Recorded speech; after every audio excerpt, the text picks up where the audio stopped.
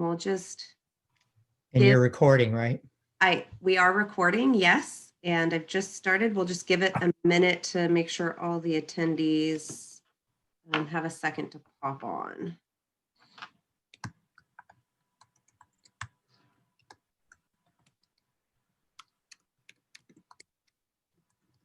We're starting to pop on now. For those in the audience, we're going to get started in just a minute.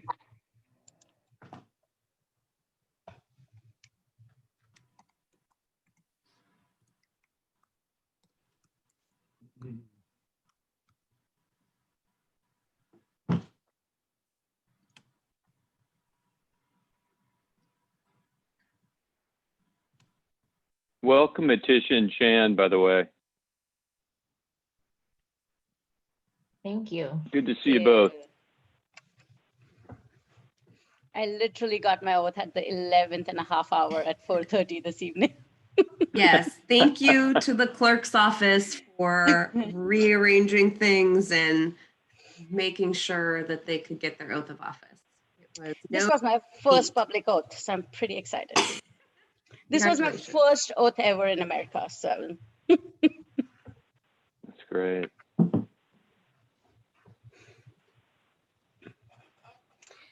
All right, Chair, whenever. While we are doing things, is there a way that we could, me and Chan can get links to the concept board? Because I don't think so. We have set yeah. our IDs. Yeah. Are you doing that? You want me to go ahead and start roll call? Yes, Well, I guess I got to announce that the meeting has started, right? please do. Okay, I now call to order the meeting of the Downtown Community Task Force of December 17th, 2020. We'll go with roll call. Staff, go ahead and please call. Okay, Member Thompson, Here. Member Onbeck, Here. Member Mayer, Here. Member Von Hune, Here. Member Vargas Smith, Here. Member Coyne, Here. Member Ty, Here. Member Varshney, Here. and Member Reed, who is currently absent. Okay, since we have an absence, is there a motion to excuse or not excuse member Matt Reed this evening? I make a motion to excuse Matt Reed this evening. Is there a second? I second it. I second. So motion to excuse, I guess somebody needs to make the motion, right? It did. Butch made a motion to excuse. Make the motion, second. So Um, no, we need to, we can now vote. Okay. All in favor? Aye. Aye. All opposed? Aye. Aye. Aye. Not opposed.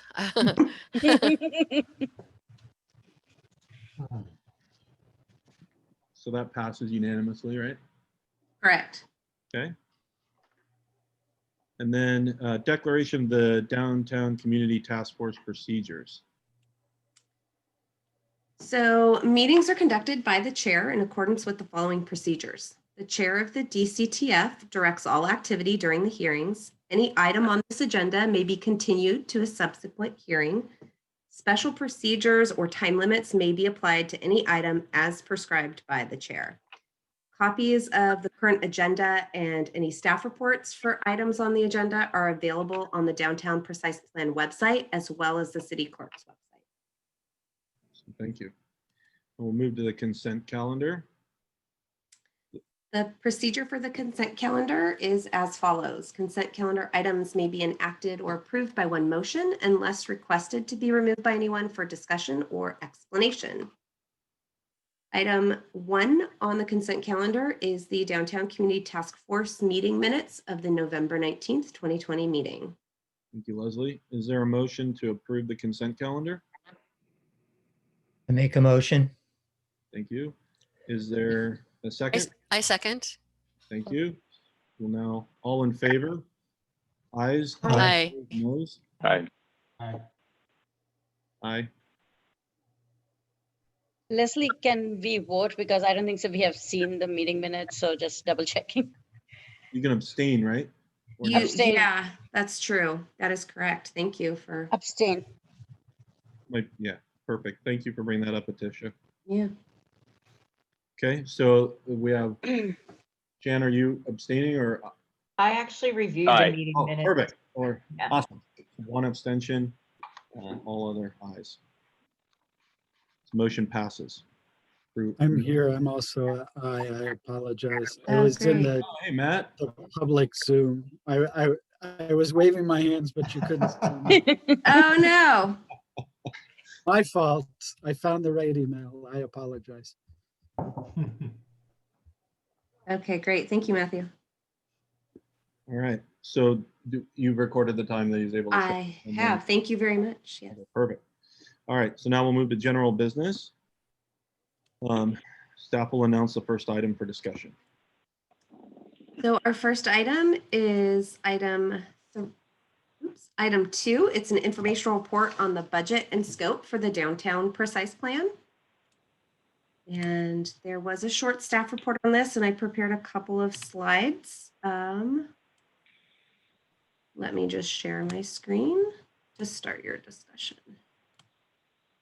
Leslie, is it okay to announce like how many people are in audience? I've been on the audience side and it's really not transparent when you're on that side, knowing how Yeah. many panelists you have, because anyone who's not on camera audience cannot know if those panelists are even present. So if, Rena Yes. and staff members who are not online, they're reviewing, I think we should just announce that for full Yeah, transparency. so there's currently 11 attendees in our audience right now.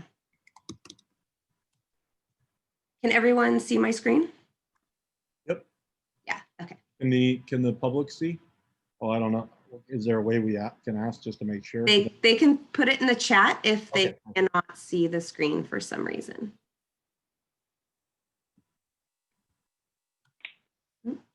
Where's my, it's not advancing. Uh-oh. My computer is stuck. They can see it. Okay, great. Thank you. Awesome, thank you. And if I can now unstick my computer. I don't know, for some reason it doesn't like when I do slideshow. So hopefully this works.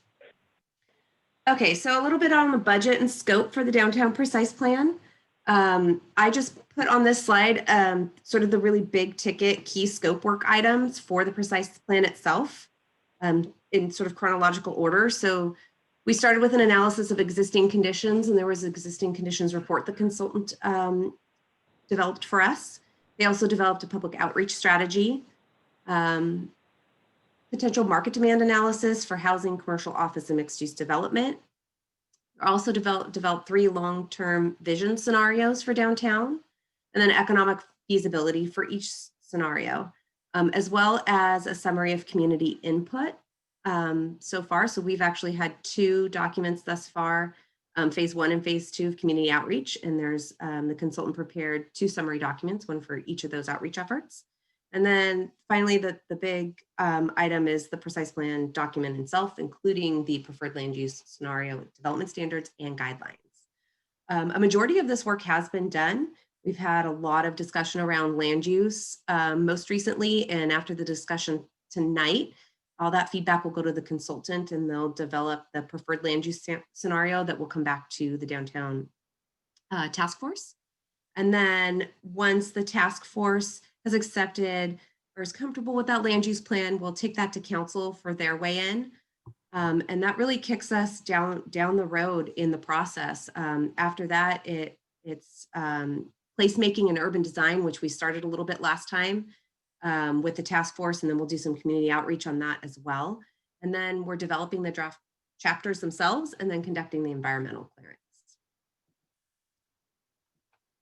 Our Precise Plan budget was $678,000. We have about $356,000 left in the budget for tasks that are scoped but have not yet started. So I've listed some of those key tasks that haven't started: the development of the document itself, community in the second phase of community or third phase of community engagement, really at this point, public hearings, The environmental review, the CEQA document, we are doing an environmental impact report for this document.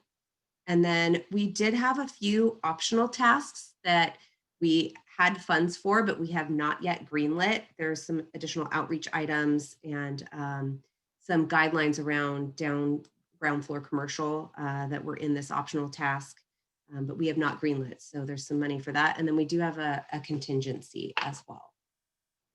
And then my last slide on this item is I just have the schedule. This schedule has slipped about a month. We were intending to have a preferred land use plan this month in December, but now we're shifting that to January. But you can see we're sort of mid-process right now. Once we get a land use plan, that gives us a lot of information. It'll give us sort of minimum and maximum development capacity, which will help us a lot of things like parking that may be needed, and really start to develop those standards and guidelines as part of the next step. With that, I'm going to open it up to the task force for your discussions. Any comments, questions? Yeah, thank you, Leslie. Does the task force members, I'll start with the other members. Are there any questions, comments?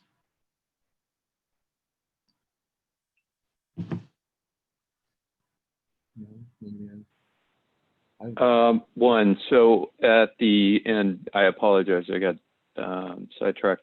So at the end of this, Leslie, if you could go back to that last foil. Is that a pain? No, not at all. 1 second.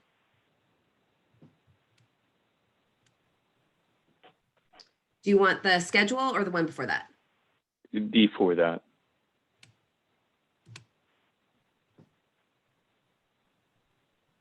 This one? Yeah. Now, within the scope of Precise Plan's design guidelines, I think we discussed last time, and I don't want to go down that rabbit hole, but is that part of Precise Plan document, or where does it is? Design... So we'll have standards and guidelines in our document. That is Precise Plan document. So when we hand this document over to developer, they'll have a land use on their site. They'll have a definition of what that, what's allowed under that land use. They'll have, maximum, minimum densities. And then they'll have the design standards. So, how wide does the sidewalk need to be? How tall can the building be? How, what's the transparency of the windows on the ground floor? Things of that nature typically go into our standards and guidelines. Standards are required. Guidelines are suggestions. Okay, and both will be included, so guidelines and standards, or, okay. Typically, yes. So if you look and at standards being the more required. unbendable, I guess. Yeah. Cool. And standards would be something that we, could turn into a zoning standard in our city code. Okay. Okay, thank you. Sure.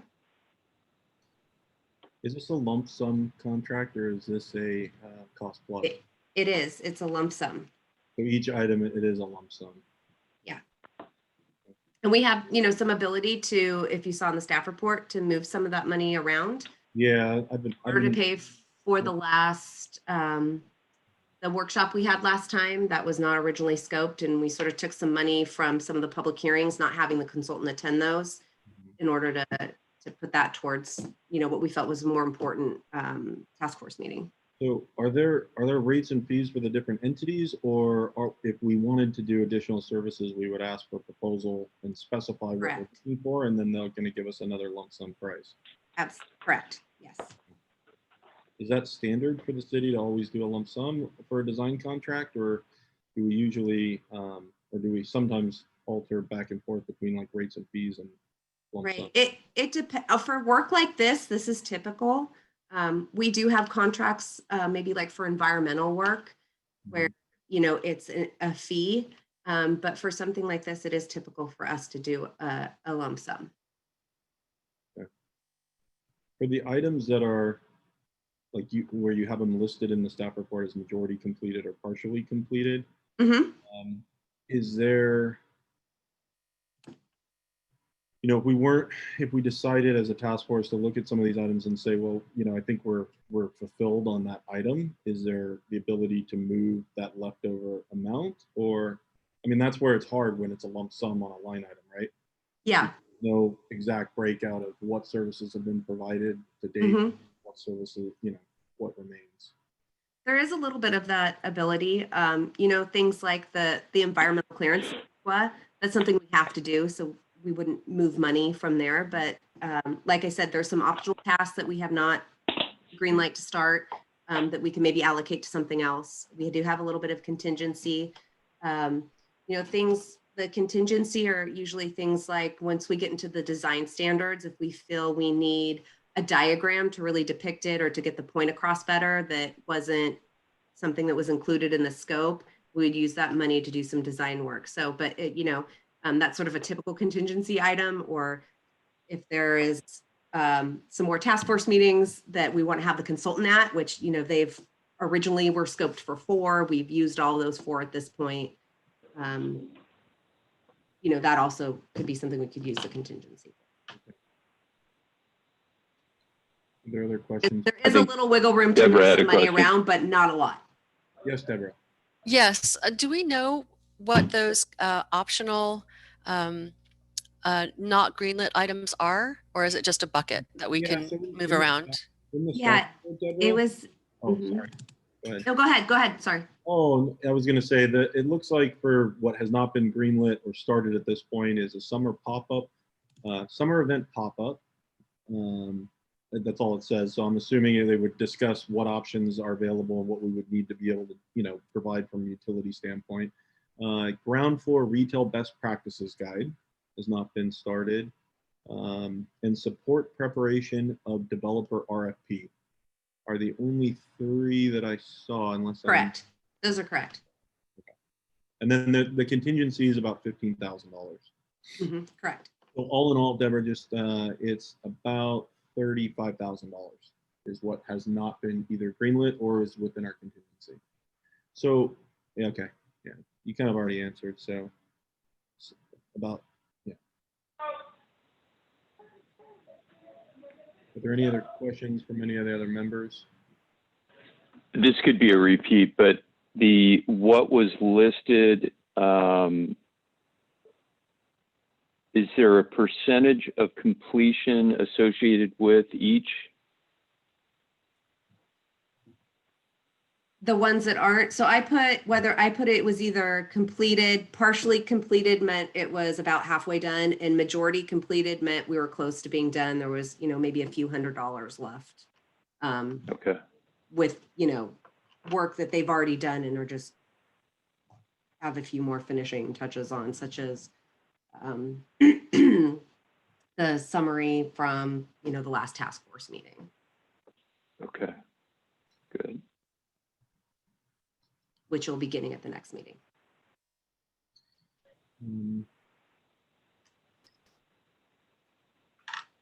Anyone else have any additional questions? The one thing I want to note is I did hear you say, Leslie, that we have them scheduled for all of the WRT team to attend 4 meetings and that they have already attended those said 4 meetings. So basically at this point, if they're going to attend any more meetings, it would be an additional charge. Is that correct? Correct. And they are going to be attending the January meeting. I currently have them scheduled for that for the preferred land use plan. It's important for them to be there to go over with all of you. So that is something that we'll have to take, out of the agency or. Do we know what that cost is going to be? Do we know what that cost is going to be? It's a little over $2,000. Okay, it's not the whole team. It's just. It's not. No. Jim and Michael Sargent. Jim and David. David. Sorry. So I had a follow on to that. Is that all that planning on attending? Sorry. No, that's all right. Go ahead. Is that all that's planning on attending, or are there others that are planning on attending? For the preferred land use plan, if you guys are comfortable with it, I'm just would like WRT to be there because it's the most cost effective. If you feel you want other sub-consultants there, it again costs additional.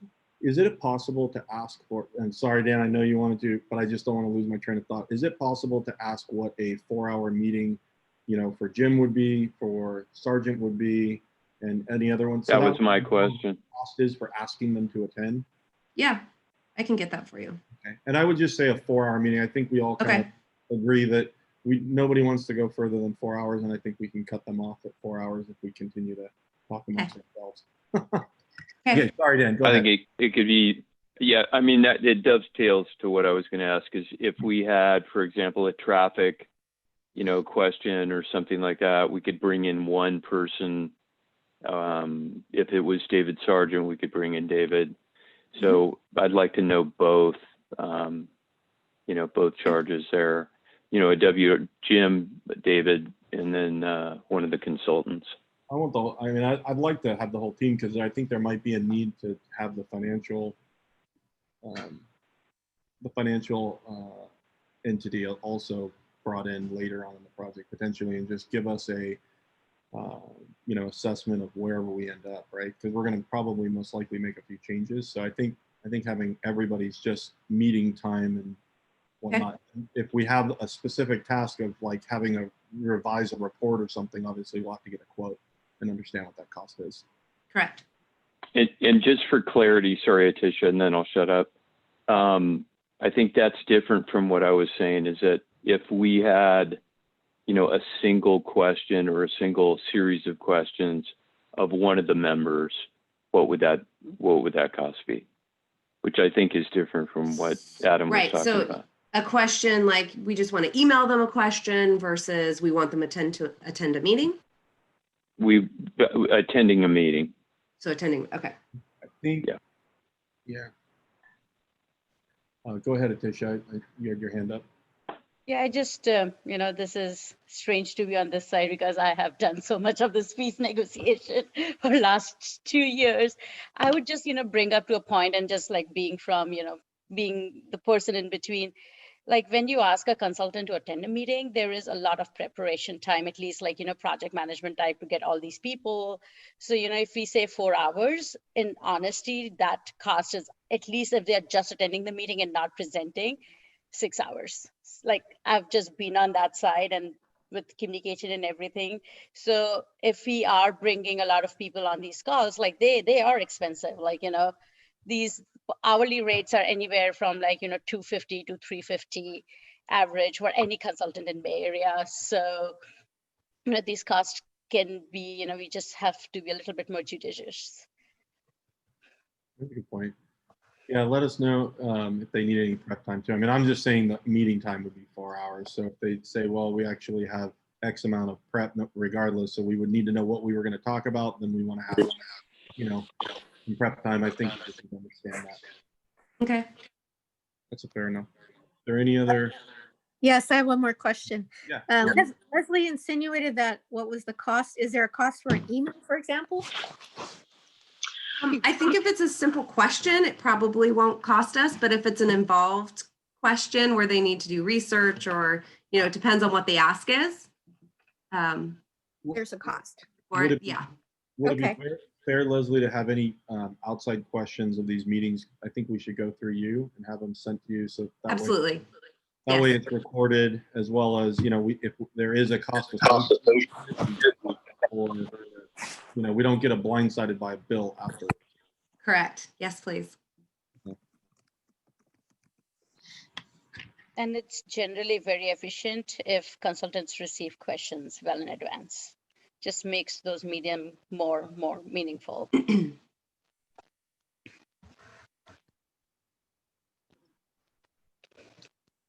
don't think I had any other questions based on the report. I just wanted to mention Rena has put something in chat if people have noticed. Thank you. Design guidelines, Rena Brio, planning manager for Santa Clara, says design guidelines don't include form-based codes though. They set the stage for it, but that is correct. It's not an actual zoning district. Is there anything that this task force would ask? I mean, I've asked for pricing for having them attend meetings. Is there anything else that this task force would want to ask to get a proposal to complete or add at this point in time? Well, what would form-based code, what would that cost? I mean, that's, So I did ask them that question. yeah. You know, it could vary depending on how much work they're doing, but a ballpark figure was about $100,000 to $120,000. Now, is that them completing all of that work from start to finish, taking our input? Correct. Okay. Yes. And then I guess, Outreach, all that good stuff. is there any opportunity for our own staff to do any of that legwork to reduce the cost, or is it better to leave it with the consultant? It would probably be better to leave it with the consultant. Form-based codes are difficult to write. But you know, that wouldn't be a decision that I would be making. Andrew or Rena? Would it be Yeah, better? follow on. I got to follow on that. So the form-based code would encompass all 10 blocks from Lafayette to Madison, correct? Correct. Okay. Okay. Thank you. Yeah. An expertise of a consultant for this type of zoning district, a form-based code would be something that we would want to do. Because if you look at them, they're very involved I in think, not my expertise. yeah, yep. Yeah, Andrew.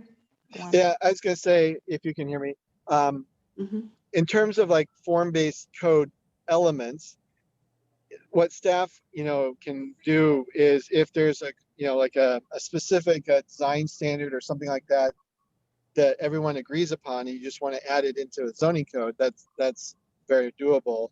But when we think of a form-based code, we think of, illustrations, that being a very key component of it. And, if there's just workload issues that you have to take into consideration too, because, the capacity available to do an extensive effort, I think really pushes us towards this need to be something that would be consultant driven.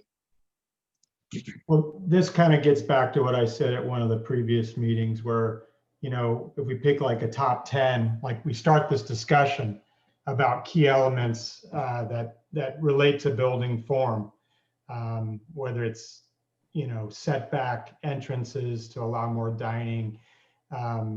And that's what I encourage everybody to do. And, snap photos, see interesting things where there's a good dynamic, and start cataloging it.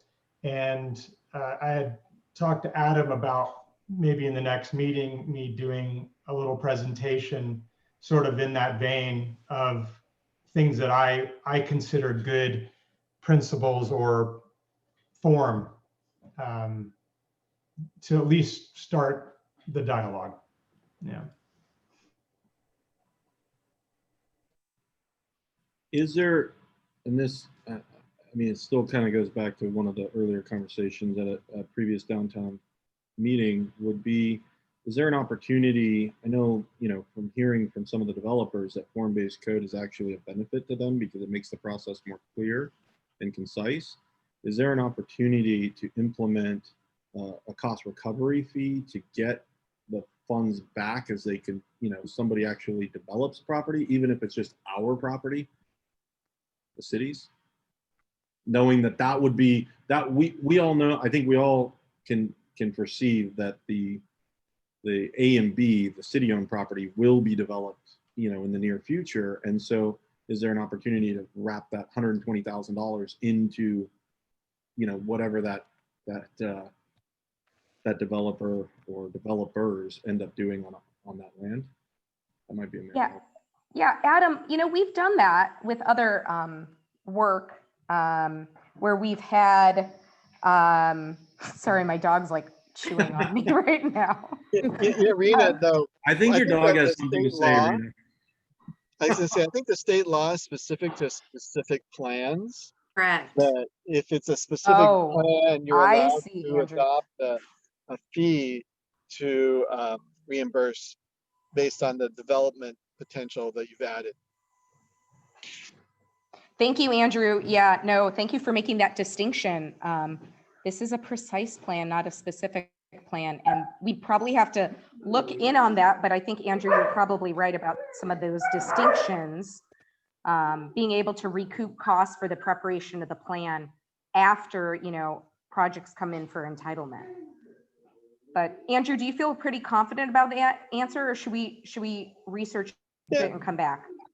Yeah, let's just double check on that. But I know that's been the issue, that's been the requirement in the past, but let's double check on that. We can follow up. So Andrew, can you just briefly just remind us what is the difference between a precise plan and a specific plan? Yeah, well, a specific plan is defined in state law in terms of certain elements and the structure and the process. So, the decision was made here that we didn't need a specific plan, and so we didn't head down that path. Normally it takes longer, and it can be more expensive. So I think that the precise plan was a way to do something. We didn't really envision the reimbursement issue, I guess you could say, when we started. But generally, a precise plan gets you everything that you would want, from a specific plan as far as we understood it to be. But there's a few distinctions, and like one of them is the ability to do the reimbursement, I believe.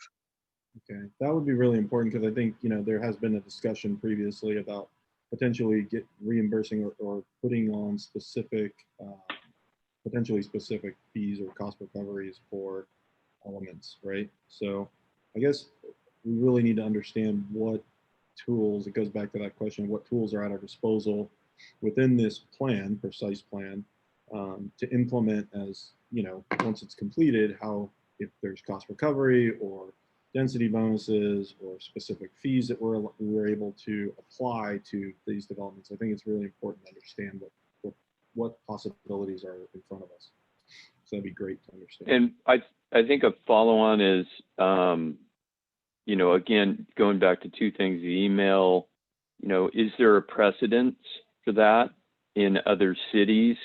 And I think, from what I understand on the payroll, the best person would be Sergeant to ask.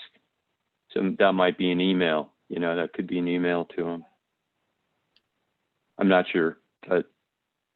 And to confirm, the city oh, sorry, go ahead, Rena.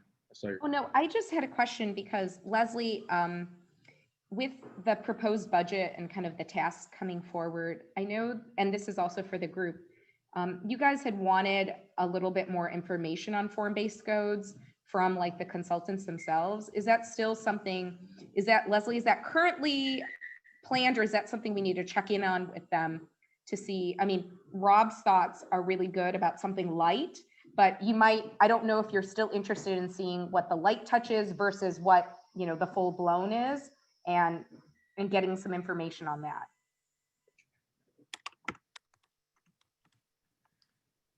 Yeah, I did. Hold on. I did get some information from the consultant on that. And of course, there's a cost. Give me just a second so I can find it. What? Okay. Yeah, I'll give you a minute. What was Patrick Henry? If you don't mind, Leslie, I'll ask. No, go ahead. Yeah, sorry. Patrick Henry and Lawrence Station, are those precise plans or specific plans? They're specific plans. Andrew, I just want to clarify something just to make sure that I think when you were talking about the difference between the precise plan and a specific plan, you were talking about reimbursement for the development of the plan itself.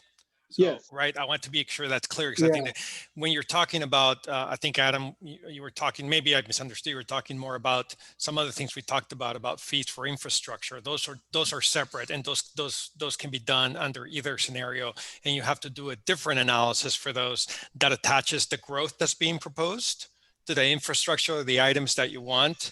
and then you can create a fee specific to that. But a precise plan or a specific plan, you can still have, say, an infrastructure fee if you wanted that. I just wanted to make sure that, and Andrew, correct me if I'm wrong, but I think you were just referring to that getting reimbursed for whatever work was done to complete the plan itself, not for infrastructure fees. Yeah, I'm sorry if I misunderstood the question. That I thought that was the question. No, sorry. You both are correct. I've had both questions. That was the initial question, but then it expanded a little bit. Exactly. So I want to make sure it was clear. Because we started going into this, adding additional services, and I know, Manuel, your office is very cost recovery conscious for the city's benefit. And so if we were going to ask for more money, I want to see if there's an opportunity to recover the cost, especially in the near future with the development on city-owned land. So thank you I think that kind of gives us a little bit better direction. Your question is more nuanced, Adam, and Andrew, I'm wondering if you think it's then worth us, because it's not really about the preparation of the plan. It's really an implementation action, a zoning district, or, zoning, a body of zoning work. And I don't really have experience with that, but that's something we can ask if that particular body of work could be, somehow reimbursable to the city through the entitlement process of projects that develop in that district. I don't know if anyone here, like Leslie or Andrew, if you guys have thoughts on a definite answer on that. I mean, you can add a fee to your fee schedule for things like that, like you add for the general plan update or things of that nature. But that would be a council decision. But can there be a special fee for just the 10 blocks? Because this is a special zoning code we are trying to make to expedite. So whatever the planning fees are, so you just put something else on top of that. You could probably determine a nexus for that. Sorry. Okay. I don't know. I think we just need to research that a little bit, because it's not infrastructure, it's a little bit like paying for a city process that establishes part of your entitlement rights. So I think we just need to research that and get back to you guys. Okay, thank you. Just Atisha, to kind of address what you were saying, is we already actually have a special zoning that's only in the downtown area, which is a downtown zone. And that was one of the questions I asked in an earlier meeting is, can we spread that over the 10 blocks and then identify it that way, since we already have it in our ordinance code? And then just update what provisions that allows the landowner to do, And this is like the general plan zoning district that you're talking about, Adam. I'm actually talking that it's actually zoned right now. I don't know if it's there. It is in the general plan as well. There is a downtown zone. I think it's called downtown community commercial, I believe. It's called downtown commercial, and all of it is not zoned. Not all of it is zoned. Not all of it, no. Not all of it is zoned. I know. Yeah. It's the not, zoning district exists though, and it could be applied. So what I've been asking is, can we apply it to the 10 blocks, because it already exists, and then we just update what that allows the landowner, update their rights. That is something we could do proactively. And is that something we would need to have WRT and our consultants do, or is that something our city in the ordinance update that they're currently working on could implement? If we just wanted to rezone the boundaries of downtown, that's something the city could do. There is a cost to that, because we'd need to develop a legal description to describe the new zoning district, the physical boundaries of it. Okay. But just applying it, that is something we could do. Community outreach and outreach to the property owners and such would be a process, but that is a possibility. I guess I'd like to get a cost for that too, please. So one thing that does come up because we've been through this process with some other areas of the city, I think people who have existing businesses often get very nervous about rezoning on their property, that they're going to lose the ability to use their property in the way that it's always been utilized. And we usually have to go through an education campaign related to, these are legal non-conforming uses. We usually have to put some provisions in about people being able to utilize those uses and expand them. I don't know the specifics of downtown. Where this is more coming into play for me is because we had an industrial area of the city that we were converting for residential use. So that seemed more of a conflict of activity, but I don't know all the different types of districts that are here. We do have the the HT zoning district, which is kind of a unique district that has all sorts of interesting abilities. That's more about historic preservation and leveraging people to preserve their properties and use them for like more flexible uses. So this is something that we probably should, research a little more, because I understand what your intent is, Adam, but I just want everyone to understand kind of like the different pieces that kind of have to come together, or maybe it's not a wholesale win for everyone either. So just wanted to share that. No, I appreciate it. I do know that the HT does exist within the boundaries, and I think, especially being in the community, I think that would, supersede the downtown plan potentially. But again, depending on what options we have to apply the downtown zoning code across the 10 blocks would be how we would address those specific instances. I think there's only one, but Atisha? So this is just kind of, I think we are going chicken and egg, and Rena and Leslie, mostly for you to clarify. Wasn't the purpose of the whole precise plan was like once it's done, that precise plan will be a zoning overlay on all the 10 blocks or not? Just clarification. I'm not very sure. Yeah, no, it was intended to be just a precise plan to guide development. Individual properties would need to rezone. I think we did acknowledge that the existing downtown zoning district might need some changes to it in order to be in conformance with the precise plan. So then if we are not rezoning, then why do we need a CEQA? We need CEQA for the precise plan itself because we are changing the land use. The general plan land use is being changed. And we are very likely increasing development capacity in downtown. I think there's something like 1,400, 1,200, 1,400 units that are cleared environmentally for downtown. And, I'm assuming in order to make this work, we're likely going to need more than that. It might be close. I might be getting El Camino confused with downtown. Leslie, I also want to add one important note to the CEQA comment is that as part of the agreements for Washington and Franklin Street and getting those moving. Actually, I went back and looked at those agreements, and I was going to start the process. We need CEQA to be completed to be able to acquire the easements because the city needs CEQA for acquisition, take that action. So it's another reason we need CEQA, and it's very important. Just want to make sure the task force knows that we have until October of 2022 at the latest to go through that process. I attempted to get the process started, and then as we went through the agreements, good reminder, we do need CEQA for that piece. The project is funded. We have the 1.8 million, but we need the CEQA that's going to come out of this process. Thank you, Manuel. Absolutely. I'd like to just note on that. Sorry, hold real quick, but just to wrap that up, I'd like to just note that the state is making us complete a CEQA document to return a street that used to be there. And I think that, there's a major flaw in the logic of, the state to require such a study and cost. No, I got to make sure the public really understands this because I think, they need to, write their state legislature to show that this is one of the reasons why it is so hard to do good development and get community benefits because there's a cost and a time which equates to more cost to something like this, which is pretty straightforward. But I'll leave it at that. I wasn't going to add anything to that. The only thing I was going to say that I think if we for a CEQA discussion, we might need a 2-week meeting, 4 hours a day for 2 weeks. Well, that's the problem. That's the problem. Please go ahead and write. So go ahead, Butch. Just a question on the zoning. Adam, one of our meetings, you had said that it would really help developers if we rezone the 10 block area and had everything set for them.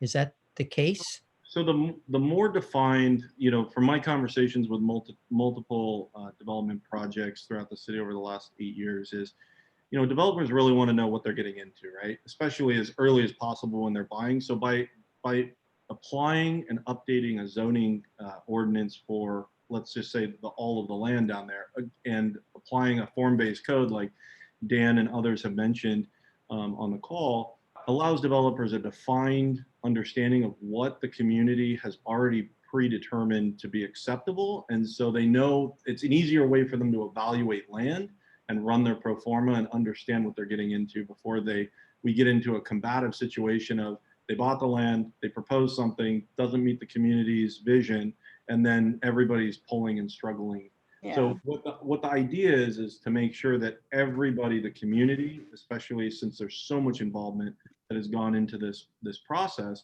that it's defined so that we are giving the best direction early on in the process to a developer, and we're trying to invite them, right? I mean, that's the other piece. I mean, it's a little bit of a marketing saying we're trying to make this easier of a process for you. So If I can elaborate on that a little bit too, just, easier process, rezoning requires a city council action. So, if you look at our other plan areas, if we didn't rezone them, you'd probably end up with plan development zonings on every project. But here we have a key distinction in that we have this downtown zoning district. We already have this kind of unique district that could theoretically accommodate everything we want to accommodate, with some modifications that we could wrap into this, right? So I think that's the intent here, is that with the downtown zoning, a project developer that could come in wouldn't need to rezone the parcel if it's structured to accommodate the types of uses and heights and densities that we come up with through this process. Okay. So we're going to recommend rezoning for the 10 block area. Well, the It sounds zoning's like already it's the there, right? foundation. Pardon me? The downtown zoning's already in place. Amendments. So it's really just modifying that district standards. And then applying it over all 10 blocks, because it's spotty right now. That's true. It's So not- we don't have that rezoning built in at this point. But it sounds like it's the foundation of this project. If we have it, it's going to help move it forward. I mean, if not, it could set us back. So shouldn't this be part of that foundation we want to put together? Well, thank you. So that's a Here. next step or an implementation tool question. I mean, it's just currently not in the scope of what we were able to. Yeah. So my question then goes back to, how do we get it into the scope? If it's so important to building this project.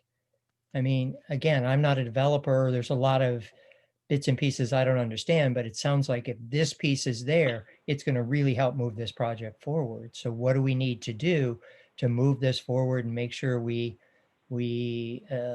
get the zoning that we need? It would be a next step for sure after the precise plan is adopted. And that would be, a council decision if they wanted to fund that. The other option is developers come in and rezone the property consistent with the adopted precise plan. So can we put this in our recommendations? It is a lot easier to rezone to an existing district that conforms to the plan, right? So it becomes more of just a process rather than a big discussion around, like if you're trying to get your own plan development zoning approved versus no, we're just coming in and we're rezoning our property to the downtown zone so that it conforms to the plan. And what is the timeline for if you need to rezone to the like, let's say we just leave it, and I know Dan and Atisha have something, but if we rezone it, what is the timeline it takes if we rezone it ourselves for a developer to, propose something under a downtown zoning? What is their timeline to go through? What is their timeline to request to complete to rezone it to a downtown zone if we don't apply it to all parcels? And then lastly, what is the timeline to go PD? And that doesn't even mention the community pushback for PD, because PD, for everybody, just so we all are aware, is a plan development, which is basically whatever's being proposed does not fit into any zoning that the city currently has, and so that the proposal is specifically approved on that lot. So it's planned and it's developed, and that's how it's approved. So I guess those are the three timelines, and then we should have Dan and Atisha go in that order, because that's what I saw. Well, I'm just going to echo what Butch said, is can we make that recommendation as a group? I mean, that's a question to city. You can, yes. Yeah. Okay. And you're going to get us a cost, right, Leslie, a rough cost for it?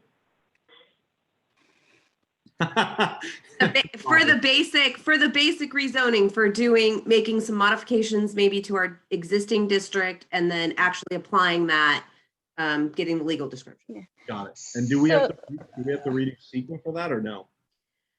We can include it as in our CEQA for the precise plan. So that can be one of the items that's covered. You know, we'll cover the precise plan itself, we'll cover rezoning actions, and then we'll cover the putting the street grid back. So, Leslie, I'm sorry. Please, I just you go ahead and then I'll answer. Please, no. So yeah, I think I just want to assert that we should try everything that we can do to rezone ahead of time, because it kind of just like takes the pain away from the community. It's a lot of respect for this group who is putting so much time.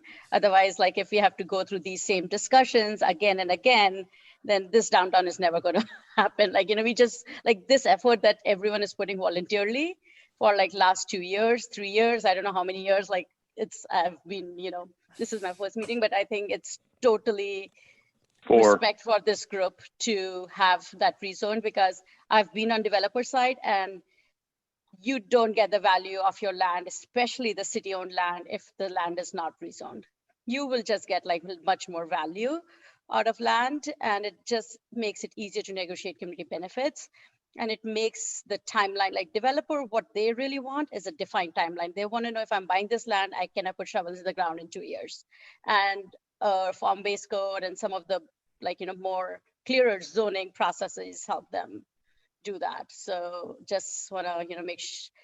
And, you know, one other question is, I think if you're asking all these things from the staff, and I don't want to add on your list, but it will be really good to understand what are the different layers that takes to an entitlement, and how much of those layers are this precise plan will cover. You know, like this is the precise plan, I buy the land today. What are the steps that needs to be done for me to get my entitlements and start digging? Defined within the city's constitution. Like, if there could be a slide in next meeting, that will be really helpful for this team to really, you know, understand where we are in the overall process, because precise plan, from my understanding, is only like a small piece of getting to the built product.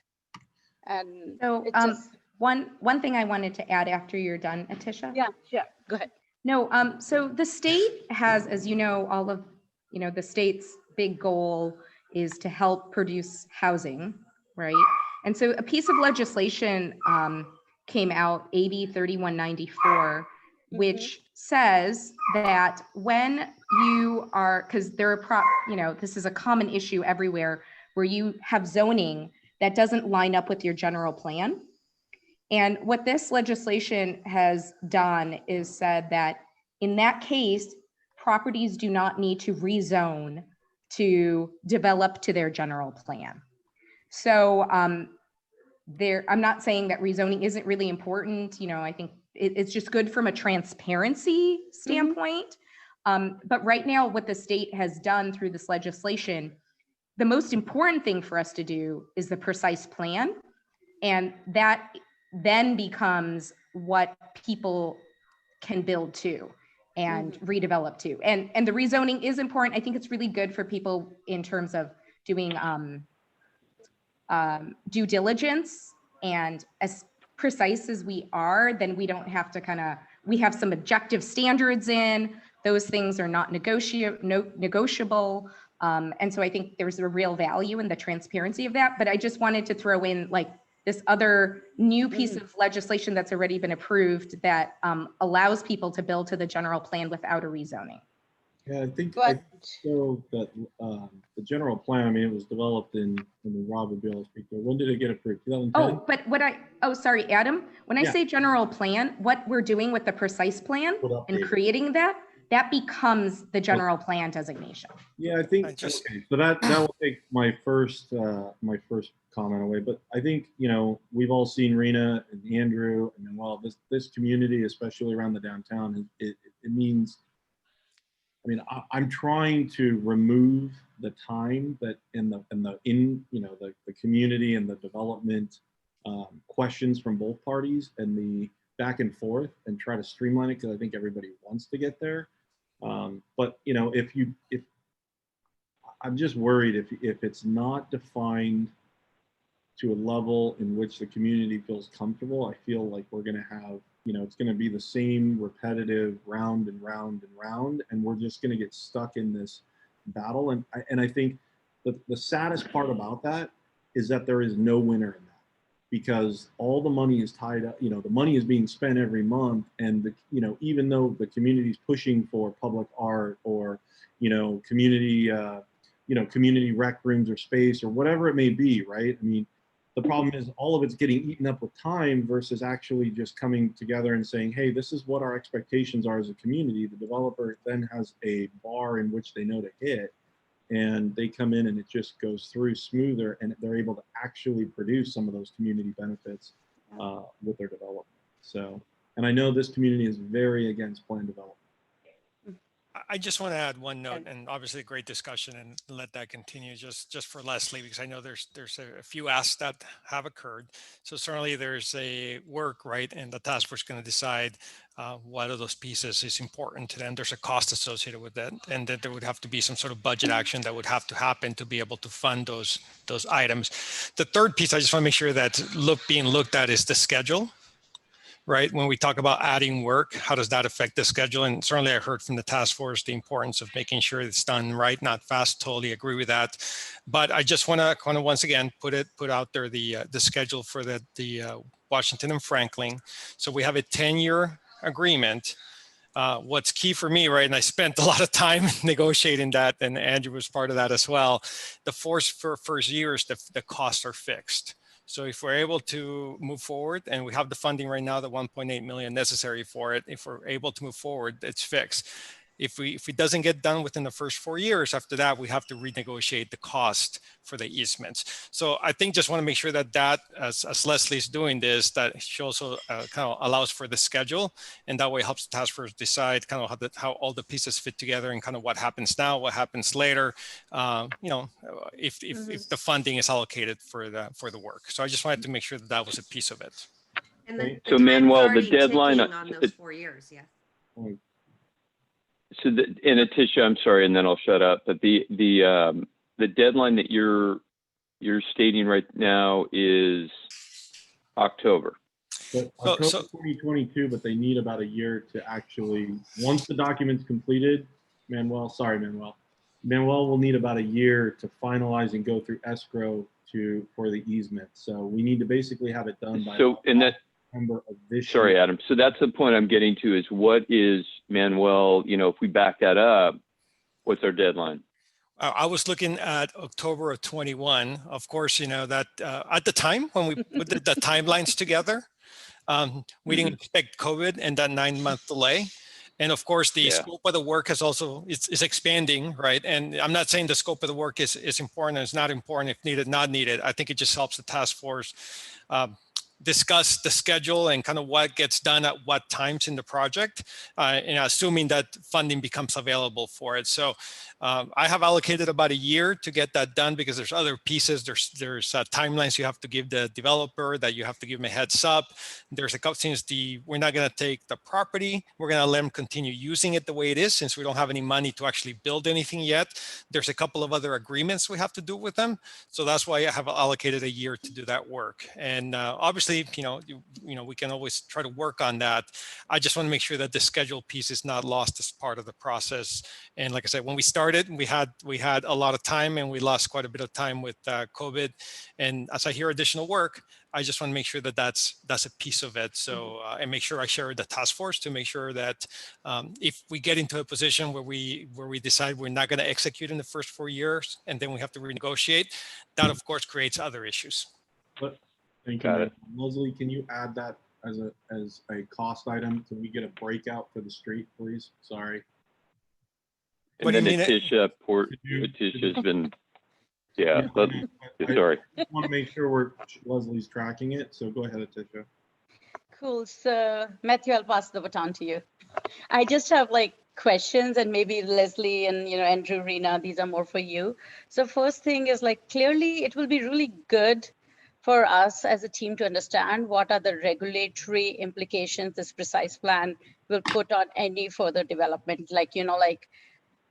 If we say that we want retail to be as a community amenity, will that come? What is the regulatory implication of this precise plan when any of these 10 blocks come into development once the plan is adopted? Irrespective of rezoning, the current work, current work.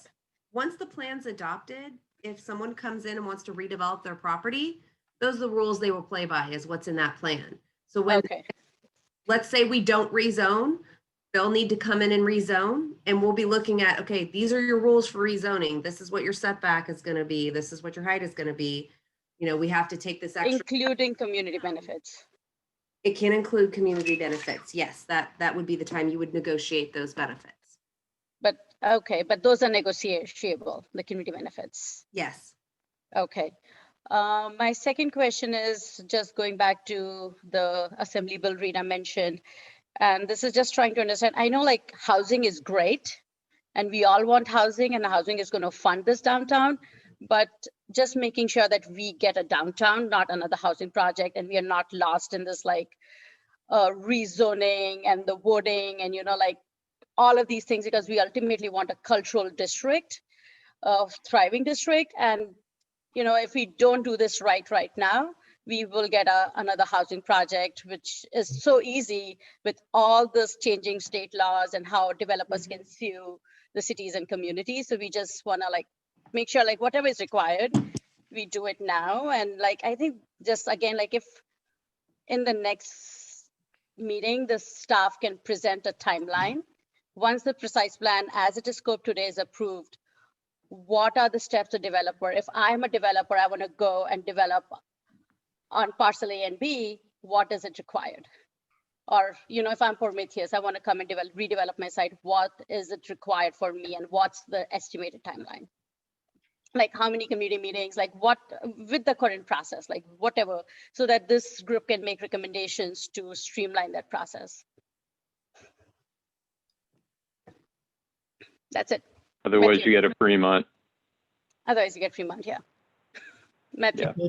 I think the biggest thing. I mean, that's- if you guys want to go see something that was not, you know, they set up a plan and it didn't have standards that bit, just go drive up to Fremont, because that's a big downtown housing project. That's why I'm stuck on, and I want to be respectful of everyone's time, but I won't go down the form-based code alley again, but that's why I'm so stuck on it. And to Butch's point, that's what developers like. You know, that is a absolute, you know, they go in, they know exactly what they need to build, and that the citizens want that, and it has teeth. Dan, the other big thing here is that by passing the precise plan, CEQA gets taken care of, right? Because that's probably the biggest time constraint for any developer coming in and wanting to, you know, build 300 apartments, you know. Right. So there's that element. You know, I was part of the general plan, and I said I thought it was a joke because I'm like, we should be doing the precise plan. You know, this is 8 years ago, I think it was. So I think the big thing here is that we're gonna make good strides with things. You know, if we can get some what height and where. And we put things in saying you got to allow retail store frontage, even if it's not viable right now. I mean, that's what we're going to do. That's why we're here. I don't think anybody wants just housing. I'm right there with you at the show. I mean, you know, we can't have that. That's not a downtown. So that's what we're going to be doing. And I think maybe it's a time to move on a little bit. It's the next. Yeah, I think we've, you know, oh, Matt. Yeah, the discussion that Manuel was having about the easement. I know we've talked about that. There's other folks in the audience, and I think we kind of glanced over it. I was wondering if you could give us the 90-second summary of what that discussion was about, just so people understood the context. Sure. And I assume that question was for me. Gosh, I guess back in 2018, 17, with there's a lot of neighborhood support to acquire, work with Prometheus as part of separate development for them to work with the city to acquire certain segments that restores the grid street on Franklin and Washington Street. So we went through about a year-long process of negotiation, and the city was able to negotiate a 10-year agreement for acquisition of the easement rights, street easement rights, for certain portions of Franklin and Washington Street that are part of the Prometheus development that's currently there. So that's a 10-year agreement. We negotiated that agreement and it was broken into 2 terms, 4 years with a set price, and then the following 6 years, we will have to renegotiate the price. Key components is that we get, the city gets rights for the street for the rest of, for eternity. And also, of course, unless, you know how that, you know what I mean. I just saw Adam laughing because we had this discussion before. We get the rights. There's no funding for construction, but the rights for the street are there.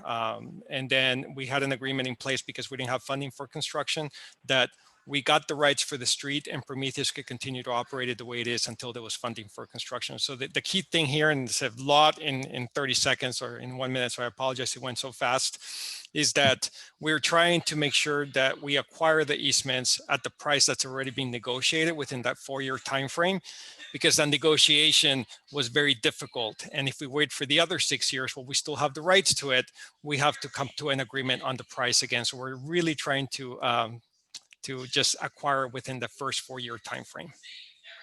Thanks, that was perfect. I second that. I know a lot of time went in for Manuel and other city staff members and hard negotiations to get what the price that we've all agreed to. So we definitely want to execute on it within the 4 years. Thank you, Manuel. Is there any, Tisha, go ahead. This is just a suggestion because we are still discussing scope items, and going back to Dan's form-based code. I'm not a form-based code expert, and I know while even for this project and a project, we had interviewed a lot of people from other cities, both planners and designers who had written or implemented form-based code. So there are pros and cons to it. And if, Leslie, if it does not fit our budget with WRT and Sargent to have them do a session, I'm more than happy to invite some of my connections to give a pro bono session, especially people from Redwood City who were on the planning side to implement it, because ultimately form-based code is not a tool for us. It's more of a tool for the planners and city staff. And it's more, it's mostly like making your life easy and the process easy. So hearing from someone who has used it as a tool might be equally good idea to someone who has designed and written one as a designer. I just want to add one comment too on form-based code, and just to remind ourselves that at the heart of it is emphasis on form and not use. And so really, in a pure form-based code, you're saying we don't really care if it's residential or commercial. You could differentiate, like floor 1 needs to be retail, but floors 2 through whatever, it doesn't really matter. And you're just saying as long as the building is a certain height, has a certain look potentially or setback, it doesn't really matter what's in it. That's kind of, one question to the script too, if that's really your intent when we talk about form-based code. The other thing that always comes to mind when I hear about form-based code is getting really specific about architectural details, and that you wouldn't normally have in a regular zoning code. But, some of the ones that were, early examples of form-based code that got a lot of attention in academia and the professional world were, ones where they really got into like, every building must have a white picket fence or things like that, they were really trying to get a certain look and feel. So those are the big elements. I think that the line between a form-based code and a standard Euclidean zoning use-based code is kind of a blurry line, because a standard code has form elements in it, right? We do have height limits, we do have setbacks, and so it's just kind of, and you can push it more and more in the direction of a form-based code. At some point you're kind of like in a hybrid case situation. So just put that out there as well. But if we have someone come in and give a talk on it, I imagine they'll walk us through some of that. That'd be great. What I want to do is pull and that's why I want to definitely do that, because I don't, again, I don't, because of time, I don't want to debate it, but Andrew, it does also have to do with sidewalks, the pedestrian experience, the fact that there are retail, that you create a retail environment that is successful based on facts, and that the citizens' needs are met. Go ahead. Yeah, that's a good point, needs are met. one thing that's come up a lot is that, you know, Ouch. cities increasingly have wanted to require mixed use. And so then the question becomes like, what does that mean for the retail? So there's been a lot of attention given to retail design standards with, you know, like minimum floor ceiling heights, so that, you know, could it be a restaurant or a cafe? You have to have room for that. What's a depth that works? Where, you know, garbage and all those things have to, you know, because a lot of times we were dealing with residential developers who were kind of giving us a token amount of retail, and they didn't really know how to do retail.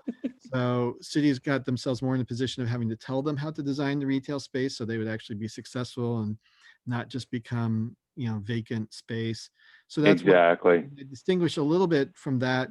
The second topic that you brought up is really the kind of the public realm in most cases, right? The sidewalk belongs to the city, not the development, the landscape. It can, you know, the line can get blurred there again too, where you move from, you know, the public to the private realm. But a lot of that, if it's in a precise plan and it's being applied to the public realm, the city will follow it, right? You know, it's applicable to the city. The city doesn't follow zoning, but we follow policy when we do the work in the city's right of way. Thank you, Andrew. So I want to pull everybody back because I know we've kind of talked about this for a little over an hour. And so if there are any other items that we would like to have staff take a look at of getting a proposal or even just a ROM, which is what we call a rough order of magnitude, even if we can't, you know, if we need to define the scope a little bit more, can we just bring those up of anything else we'd like staff to come back with a proposal, you know, a number on, so we can then discuss what options we'd like to see if we go before council to ask for more money, or shift the budget line items, a few leftover items if possible. I just have one quick question on that line. And this is mostly staff could do. Like, is there a mechanism in our city that the park and rec credits can be used for indoor spaces or rooftops? Like, you know, every development will have to provide certain park and rec either fee or area. And I know in San Jose, they are allowing you to have like community rooms and game rooms and, you know, places for not-for-profits to meet inside the building. That also activates the retail and keeps the money of that project within the project boundary. So just like trying to understand if that's here or if that's going to trigger a nexus study, like citywide or something.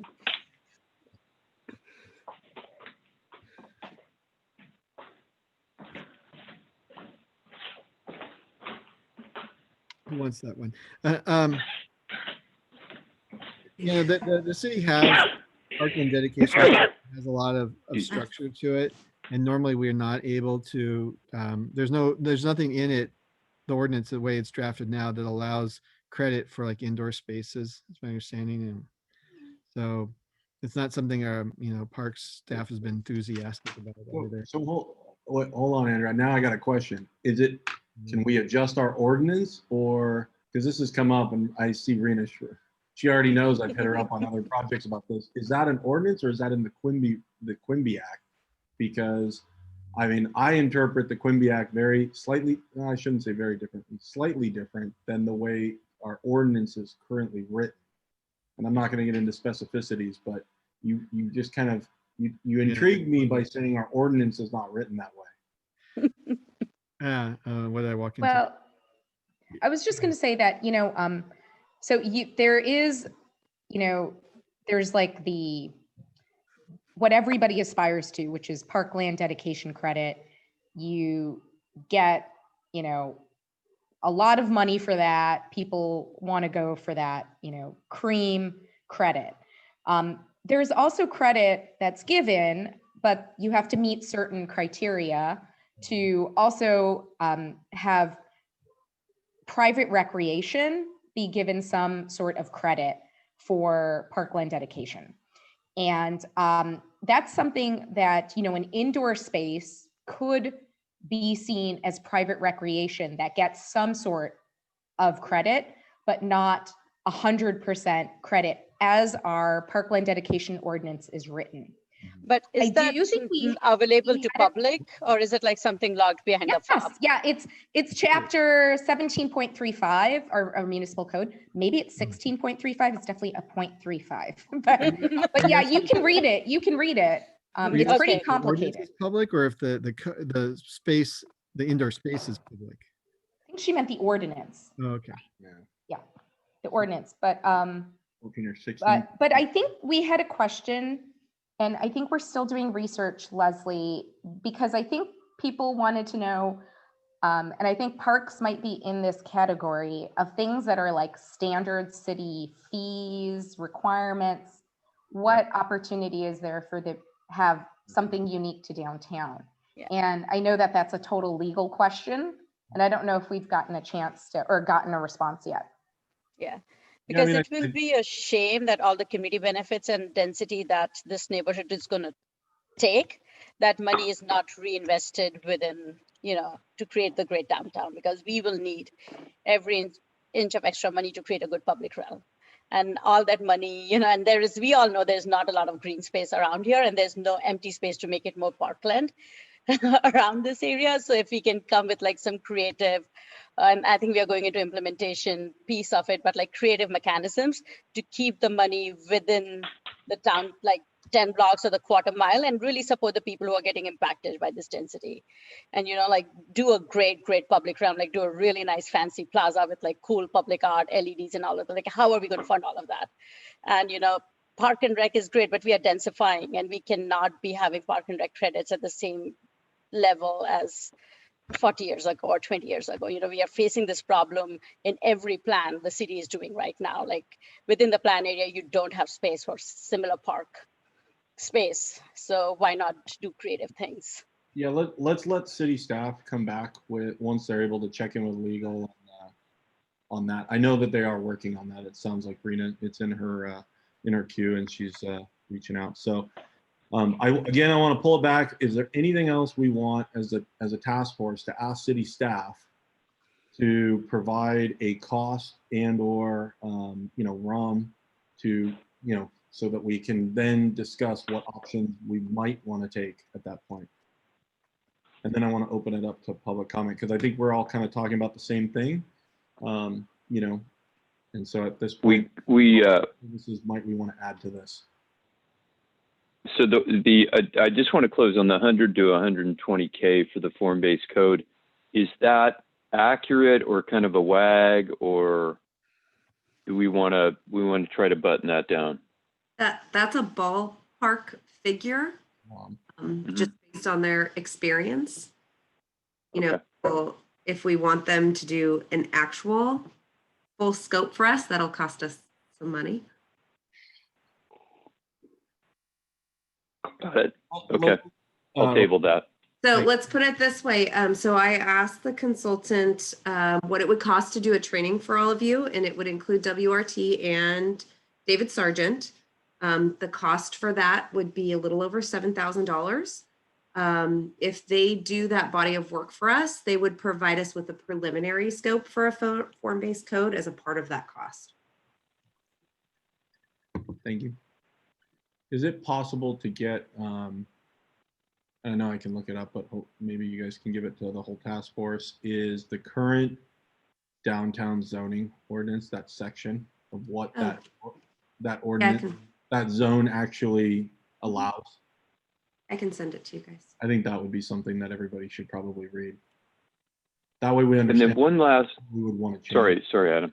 Yeah, no problem, Dan. Go ahead. And so you mentioned Leslie, Sargent, and WRT. What if it was just Sargent? It was a joint proposal, so I did not ask just for Sargent. The only reason I'm asking is from our research, he's got, or his team has, I don't know, but I'm guessing here 30 plus cities he's done this with. So it might be worth asking if we can, just from a budget standpoint, if it's segregated. I'd like to know that. It might be the same, but. Yeah. All right, I don't hear anyone else asking. Is there anything else anybody wants? Otherwise, we're gonna move on to public comment. Anything else? Nothing? Going once, going twice? Okay. Thank you, everybody. That's great discussion. I think poor Leslie, we've added to her list of things to do over her holiday break. Wait, what? You want this by next meeting? No. Just No, I want it before Christmas. All right, so we'll close the discussion of the task force. So I want to open it up to the public comment, right? Yes, so if the public can just raise their hand if they want to make any comments on this particular item. Adam, there are a few in the chat which have been there for half an hour at least. I can read the chat in the public comment. That's not a problem. We can address them. Okay. Do we want to go through the chat first, or do we want to have speakers first? Yeah, go ahead. I don't see any speakers at this time. Okay, so I'll go through the chat. I'm just making sure. Design guidelines don't include form-based codes, though. That was Rena, sorry. So J. Byron Fleck said, have all property owners in the study area agreed to the overlay zoning of their property? And I would say that this is just still being discussed by the task force as even something that we might implement. So the answer would be at this time, no, this has not been. Leslie had mentioned earlier in the discussion that if we were going to request to rezone the entire 10 blocks, that there would usually is a outreach process to current property owners, and that those current property owners would be educated on the potential impacts of the rezoning on their property. I hope that answers your question, Mr. Fleck.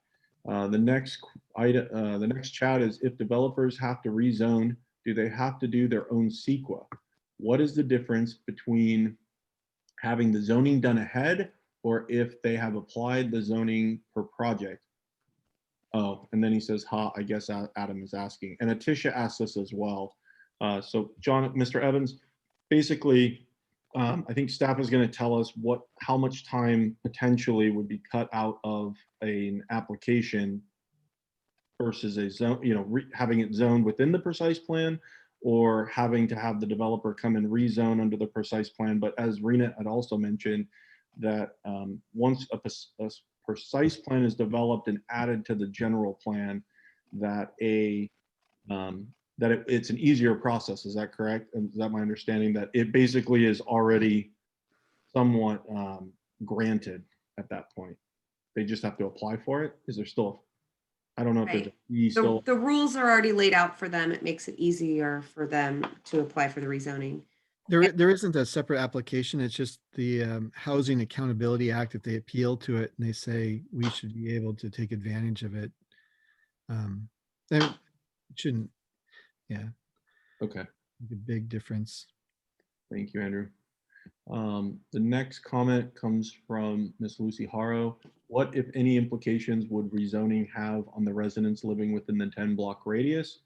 My understanding is any current use would be grandfathered in at that point, and that only if you were looking to change your use and or redevelop the property would it even come into play. Otherwise, the current use would be able to be utilized indefinitely.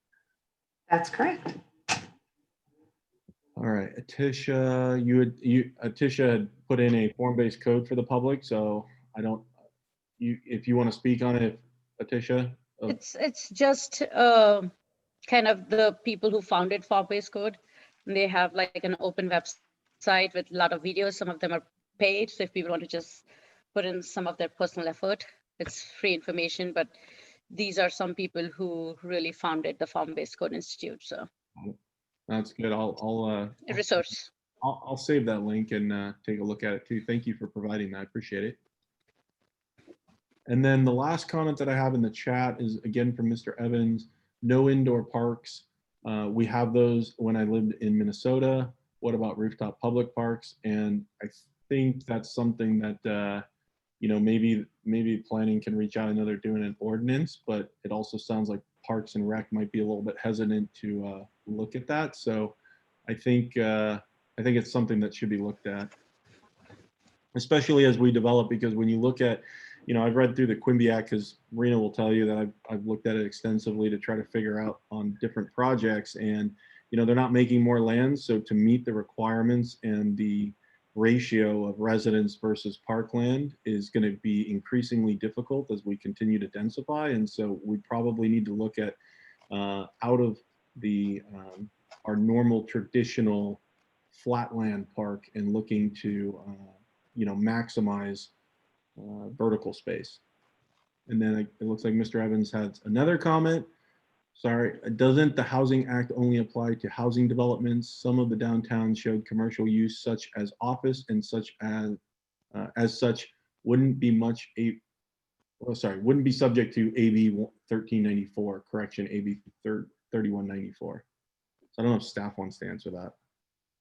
I don't know. The last part is it can be mixed use or housing, but it can't be a standalone commercial project under that act. That's correct. There must be housing. Okay. So are there any other public comments or would anybody like to speak from the public on this topic of budget and scope of work? I don't see any hands. I see Mary one Grizzle. hand. Mary Grizzle. Mary.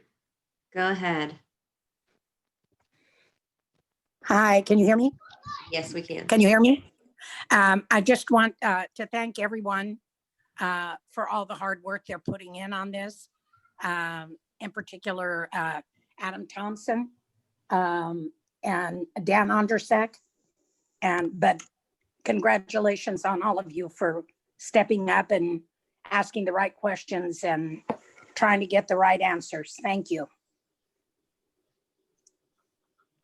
That's it. Thank you, Mary. All right. Seeing no other public comments. I just have one more quick question in the same, sorry.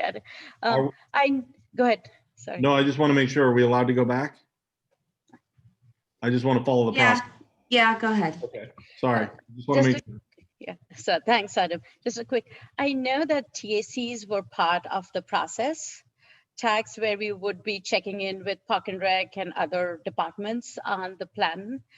Just wanted to, make sure that those are being in sync and if we can get some reports of like what those discussions have been. So we, engaged the other departments and agencies at the beginning of the process. We will engage them again once we have a land use plan and potential policies or questions, to bring to them. So we will circle back with them in the process once we've moved a little farther on and have something to discuss with them. Thank you. All right, seeing no additional comments from the public, and I'm just double checking. We're going to close item number 1, which is the Downtown Community Task Force. Item number 2, information report on budget and scope and work of the Downtown Precise Plan. All right, so moving on to item number 3, we have a discussion on the DCTF's comments made on the concept board, which was the platform set up by the consultant, and initial discussion started at the last meeting on November 19th. Leslie, can I ask you a question real quick? Yeah. How good are you at concept board? I can do my best. If you want me to share. I mean, that's where I am too. I can try to. Rudimentary. Yeah, me too. But I'll be, if you guys just want to point at stuff and talk, I can take notes and I will put them all together to give to the consultant. We're also recording this, so if they want to watch it as well, if that's easier for them, that is an option. Okay. Whoops. I'm trying to figure. Hold on. I promise I'm going to figure this out. Zoom in. Adam, are you driving start right with? now? I am. I have the concept board right now. Let me see. I'm just trying to make sure I actually can zoom out. It's not. I'm gonna need to go down. Hold on. Sorry, everybody. Come on. I swear I know how to use a computer. You had it a second ago. It was Zoom. I did, and then I left it in this view mode, and then it like totally. You just do fit. Adam, are you using an Etch a Sketch? You got to shake it. Instead of 100%, you can just do fit. Autos. Shots fired. Hold on. You can just do where's fit. the fit? And so if you go to 100%, it's on the top in the percentage thing. It's on the very top. Yep. Awesome. Great. I'm glad you're on board. If I wasn't already, I love concept board. All right, so we can, I figured, oh man, okay, here we go. So I figured maybe we'll just start, at the beginning, and maybe we walk through. The goal is to basically go through what we got presented last time from WRT and the team with this presentation, but we really didn't get a lot of time to discuss our own thoughts. And now that it's been available to us for the last couple weeks, hopefully everybody's had a chance to kind of review and put some thought into it. And I'd like to see if we can get some comments back to the consultant, so that way they can provide us feedback or make changes as the downtown task force and the community see fit. So I guess we'll start off with streets and public access. And so I can't really see anybody since I lost all my windows.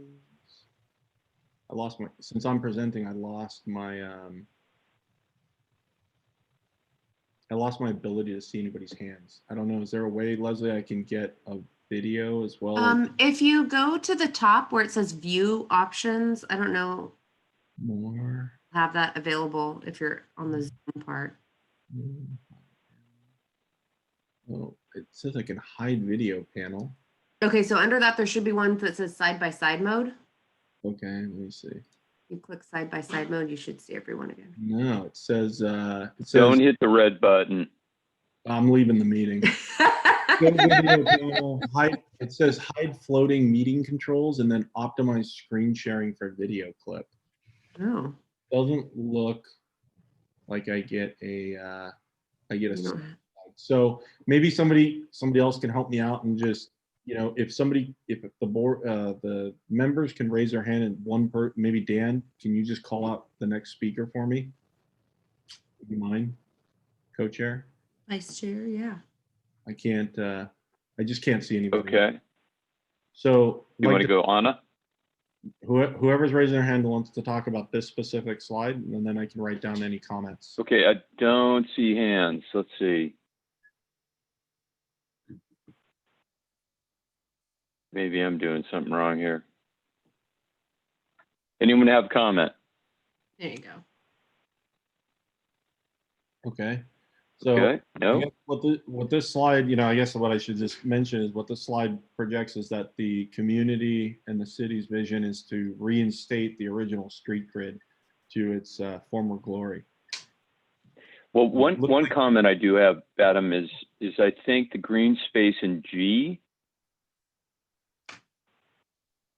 In G? Okay, forgive me. No. There you go. You know what? I take that back.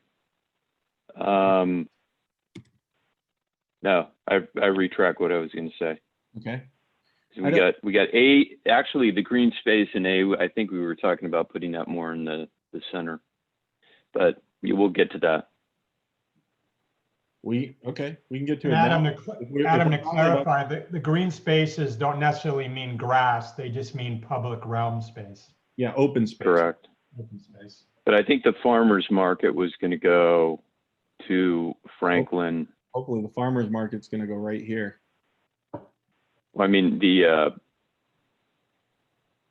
open space. So this right now is the fountain, right? The fountain sits. Wait a minute. Yeah, the fountain. Yeah, apologies. If you move the cursor to A. Okay. Right there. I thought we were talking about an open space in that area right there. They have an open space at the entrance of Lafayette. And I think what that was really to do is to make it more inviting. But if there's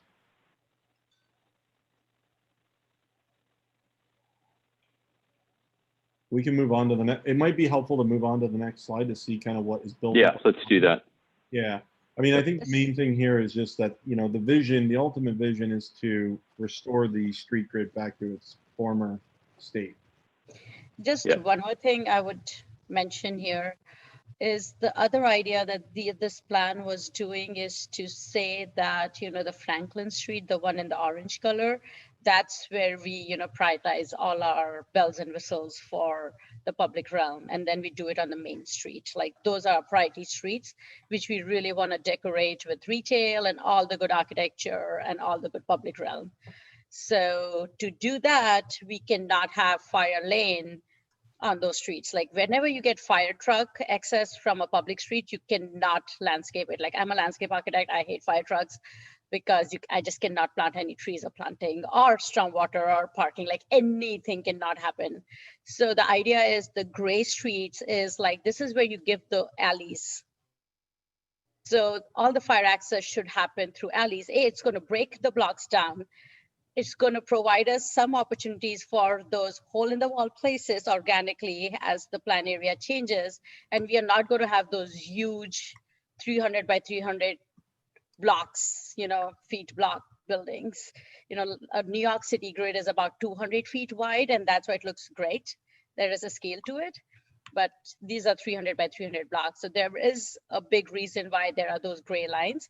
The gray lines don't have to happen the way they are shown, but every block should be broken down with an internal circulation so that there is circulation for fire trucks, garbage trucks, any other utilities, and all of that is not happening in the public realm.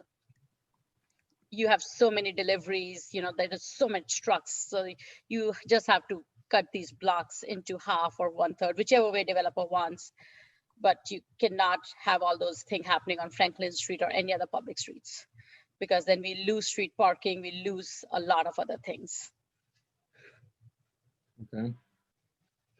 You're saying the alleyways that have been kind of, mapped out, they're really in consideration for fire access so that the main streets can actually be developed in a manner that would be more inviting and have landscape and, public right away?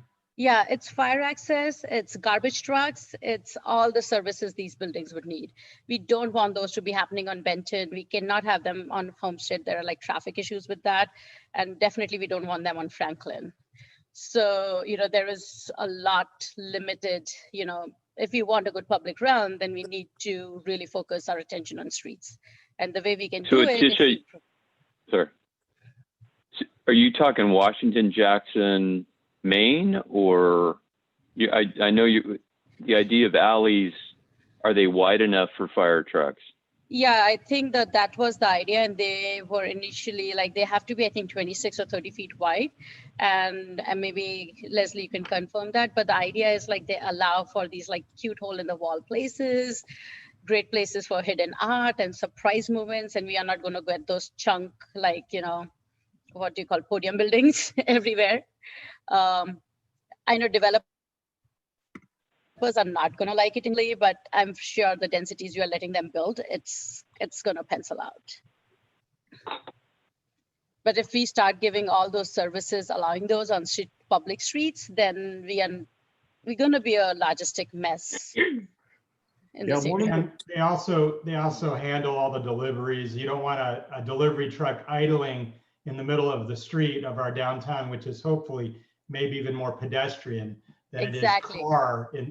In my ideal, I wouldn't have cars down there in the future. It would be a closed off pedestrian friendly street, and everything else, like Atisha said, comes on the periphery. Yeah, makes sense.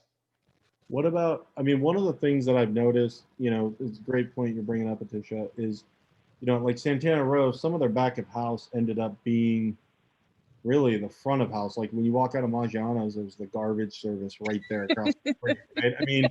It's like, good job, guys, nailed it. Well, they did that with their step backs. Well, even Maggiano's isn't prime space. Well, Santana Row was only designed from within. Everything on the outside, Stevens Creek, all that's back of house, which is a failure in my opinion. It's a big failure. Absolutely. It's a huge urbanistic failure. Yeah, it was, they took a shortcut. Granted, they're pretty successful, but anytime I drive by there, it just feels like a bunch of warehouses to me mostly. It's like night and day difference in a block. It's like you feel safe on the main Santana Row, but once you are on Winchester, you just feel unsafe at night walking. Like it's such a big difference just because of bad urban design.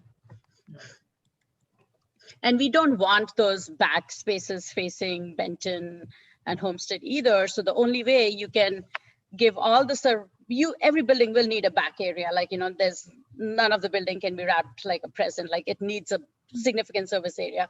And the only way you can do it is by alleys. And that's how San Francisco is made. A lot of other cities are made. And, with our reduced parking standards, I'm sure that podiums are no more required, and nor podiums are sustainable or resilient or adaptable in future. So What are you talking about? Podiums are great. They're great to be torn down. Perfect. All right. Are there any other comments on just kind of that? Those were great comments, by the way. I do have a comment, Adam, if you don't mind. Oh yeah, no. So I can't see anybody. So I need my co-chair to help me.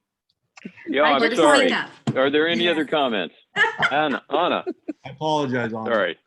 So I just wanted to mention for the public that is watching, because 4 years ago when we started this journey, there was a lot of outcry from the people in the neighborhood around those 10 blocks, because they look at the grid and they say, oh my God, that's my store on Franklin Mall. They are planning to do this. So the clarification is basically, this is ideally what our master plan will look like. And maybe this will not look like this for another 20 years.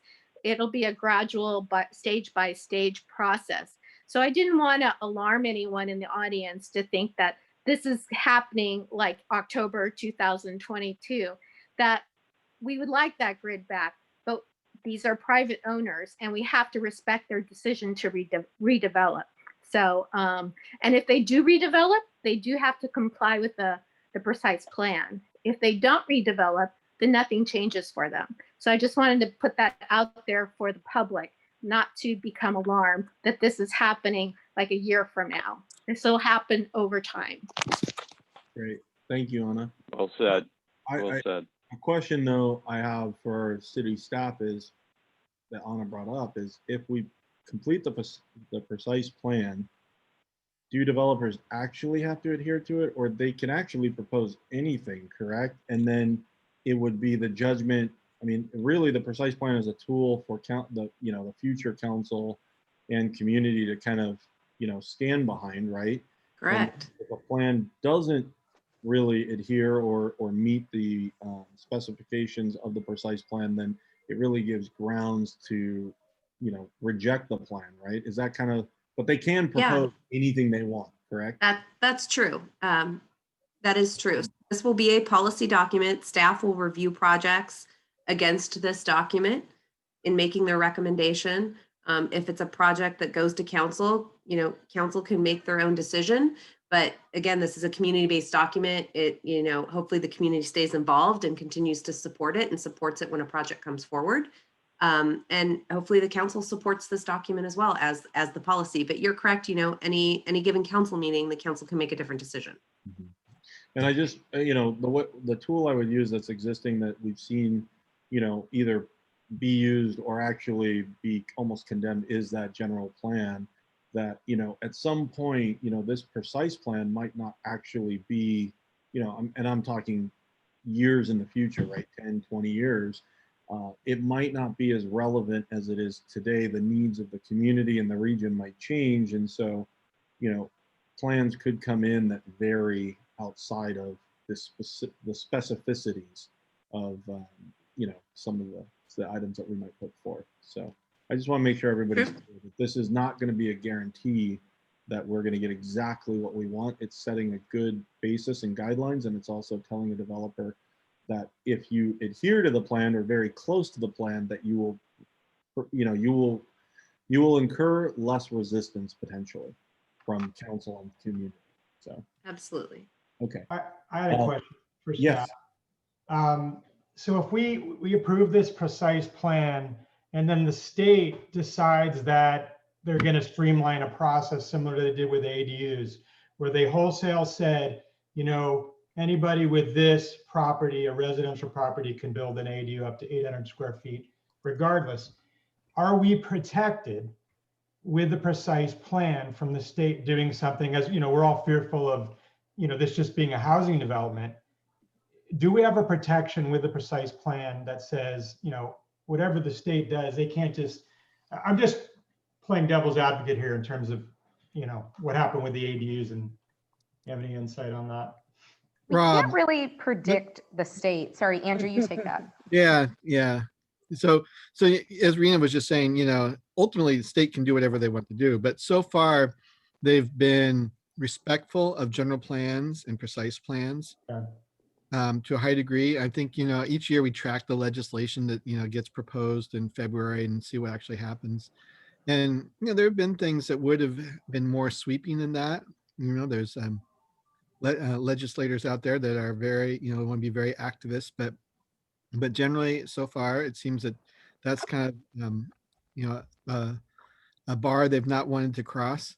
Yeah. And then they've also, in most of the legislation, given some deference to what is called objective standards that the city adopts.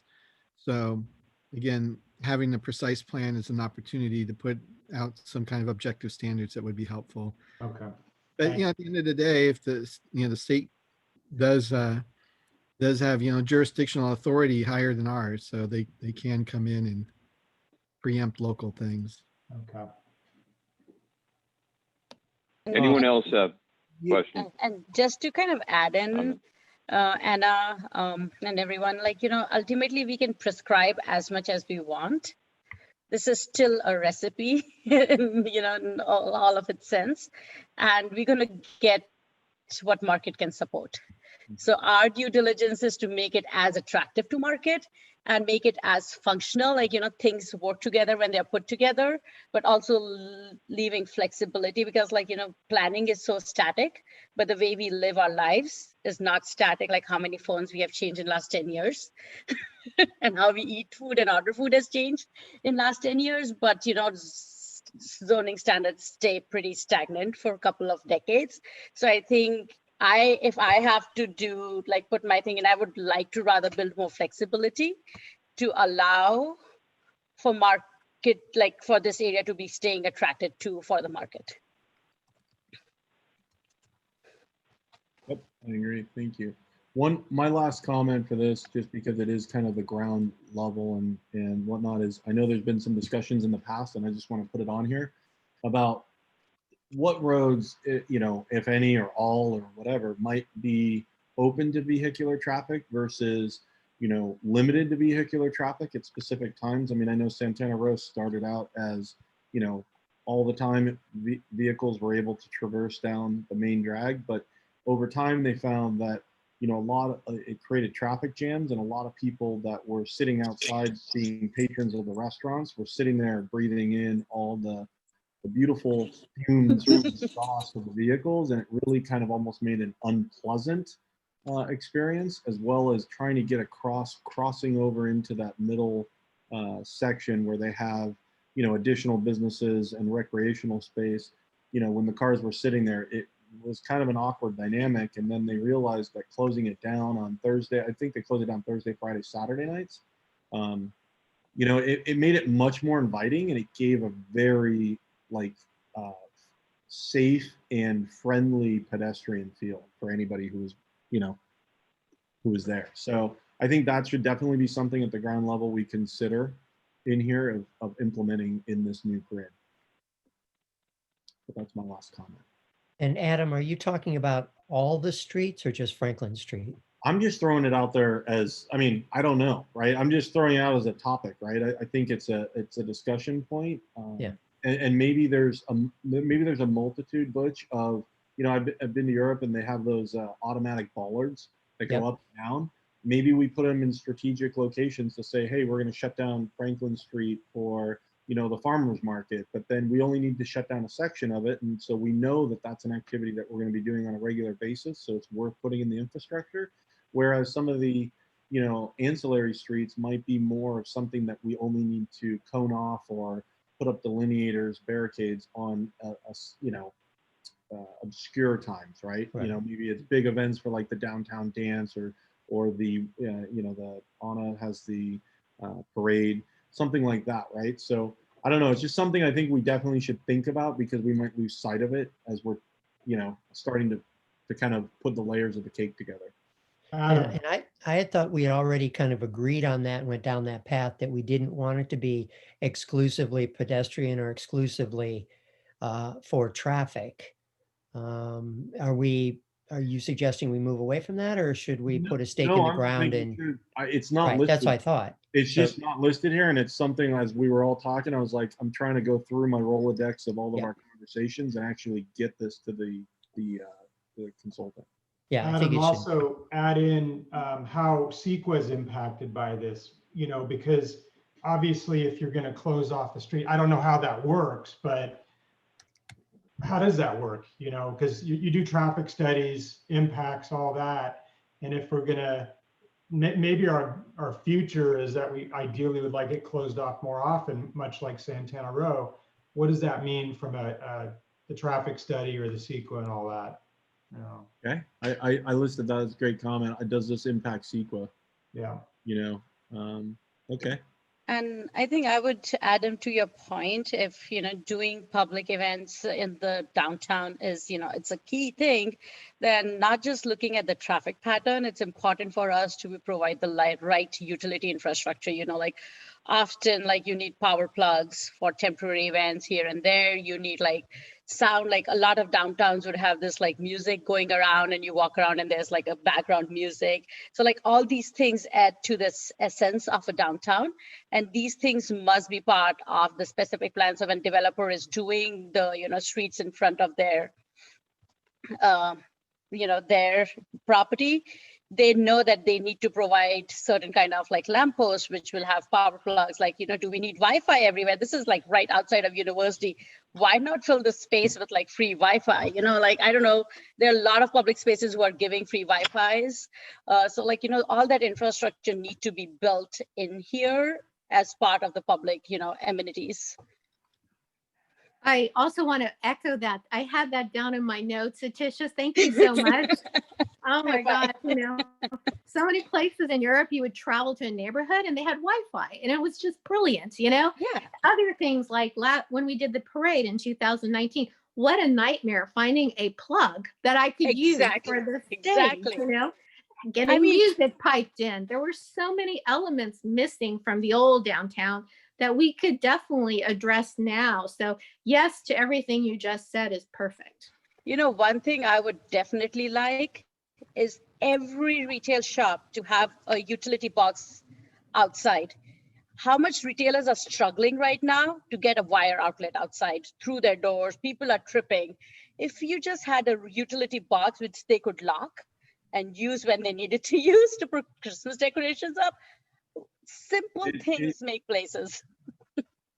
I know what you're saying. It's really difficult. You know, being a commercial electrician, I can tell you that, you know, putting outlets outside is cumbersome, even if you put locks on them. But there is a way to do it, and usually it's you know, it's really key hiding the locations, and usually putting them in underground vaults that are really not something that people will go after. But you know, I think those are all great comments, and I've written that down. That we, you know, and Anna, you brought up, I think it was Anna or Tisha, I can't remember. I'm sorry.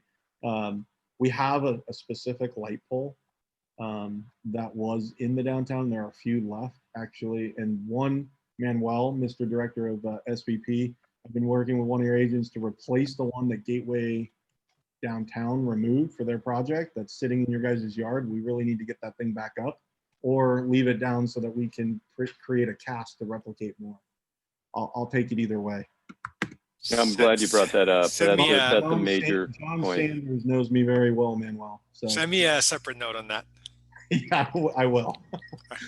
But no, I think it's really important to you know, to both your points, Anna and Atisha, is, you know, providing the utilities and the infrastructure to be able to do a multitude of events over a period of time down here. I mean, it really makes it a community center at that point, and it's really not a lot of cost. It's just a lot of thought, and you know, that's what I think this downtown task force is here to do. So that's great.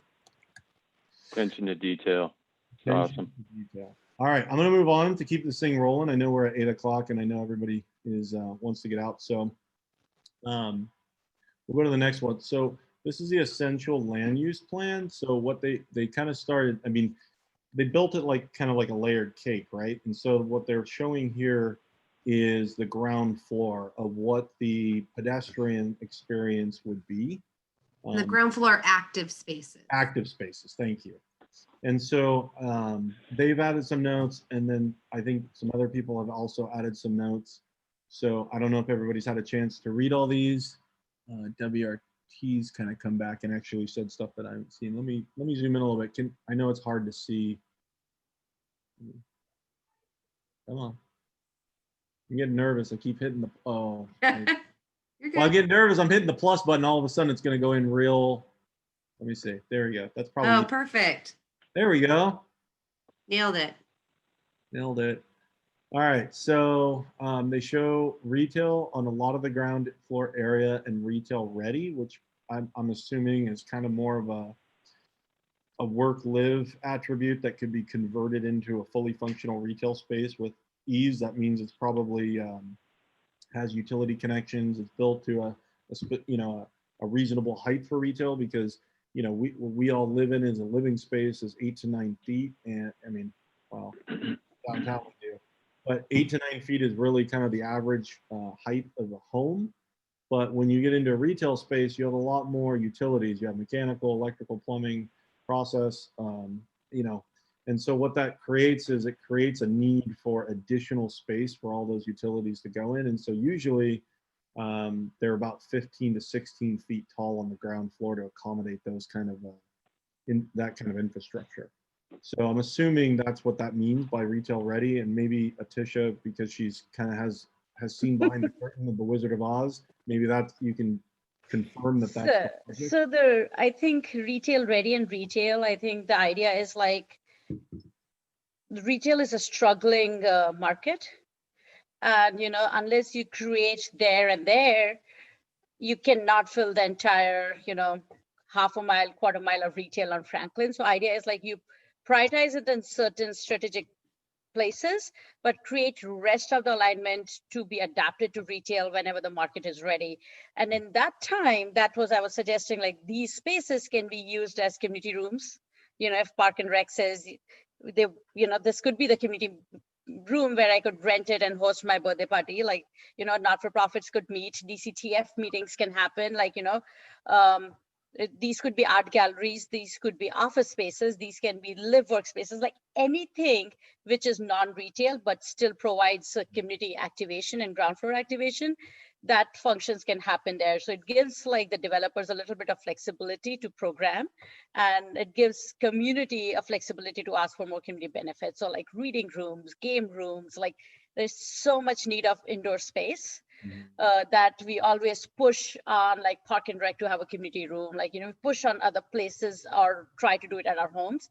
But if downtown has a bit of that, that's great. And then once the market is ready, a retailer wants to come and build a cafe, go ahead and do it. Like, you just build it to be adaptable. So that's the idea of retail ready. So yes, it can be live work easily. I want to open an architectural office. Rob, you want to open your office? Great. What about me? You. No, that's great. Thank you for that explanation. So we've seen a lot of shopping centers trying to retrofit to deal with the current kind of retail situation where they're really trying to do more food and beverage, right? And that's just a consideration, how much it's a big investment. It's a big ask, but it's probably good to put it out there if that's really what we want to see infrastructure for, restaurants or cafes to go into spaces, because that's really hard to retrofit after the fact. I wanted to thank Rena for saying that, because we look at that Sage building on the corner and we can't rent that for the life of anyone there. And and we know why we can't, because it's not retail ready. And so much is missing from that particular architecture and design. So thank you, Rena, for acknowledging the importance of being retail ready. We really need that in our downtown.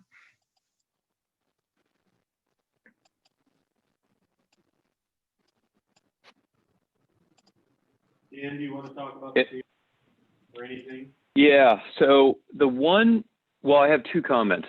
Let's start with the garage, which is, it's kind of tough to see. I don't know if you can all see it, the green box. I think we talked about this last time that because of noise, and you're going to have, you're probably going to have music venues in some of the restaurants, maybe all music venue, I don't know, that those retail establishments would be best under the garage. I don't know if, the team was thinking of a complete garage from floor to top, but.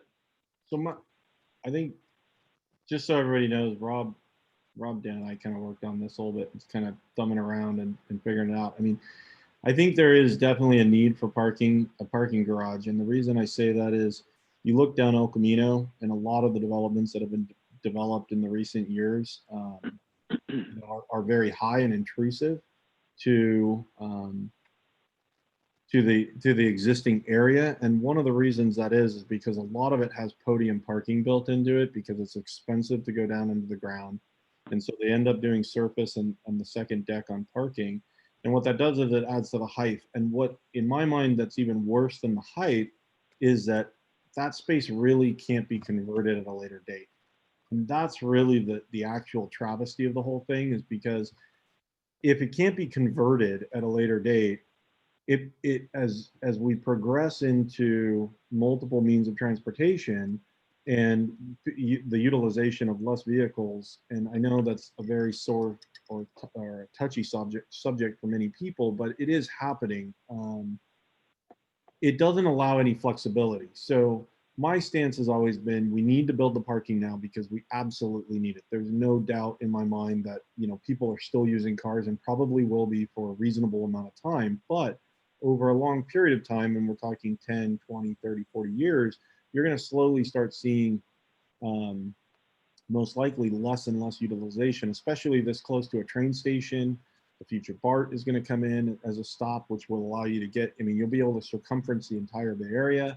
And so the hope is that if you build a dynamic area that is close to transportation, that you will get a percentage of people who don't use cars. And then this parking structure, the way it's positioned, could actually be utilized to be converted into housing at a later time if it's built in a way that you can get light and egress into it. And that's kind of the thought process of making it narrow and skinny and building it as tall as possible. You don't want to build it fat because then you can't get light into the, light and egress into those other areas. So that was kind of the fundamental idea of it, as well as Homestead and Lafayette seems to be our best access corridors. From north to south and east to west. So that was kind of where how we positioned that piece. So one of the things for city staff, I know we talked about those parking fees, but if we were to build a parking structure, and I know Manuel was part of it at San Jose building or maybe he wasn't a part of it, but he knows a little bit about the public parking structure down there. Is there a way that we could implement a requirement that instead of putting all of their parking on their own property, that they contribute to building a shared parking structure that, and I know a lot of the developers say, well, people want to drop off their groceries and people want to feel safe. And that's what I'm saying, not all of their parking. So a certain percentage would remain within the structure, and it could be unbundled or however that might be, but the excess parking would be in the actual structure that would serve multitude of purposes for office, retail, housing, and beyond. Okay. And then, go ahead. Any comments on that? Yeah, so I think I really like that comment. And I've just kind of put some images and concept board in a different place, but if you look at the Hollywood parking garage, if you guys just Google, it's a fully mechanical parking garage, looks like an office building from outside, and it's actually designed to be converted into an office building later on.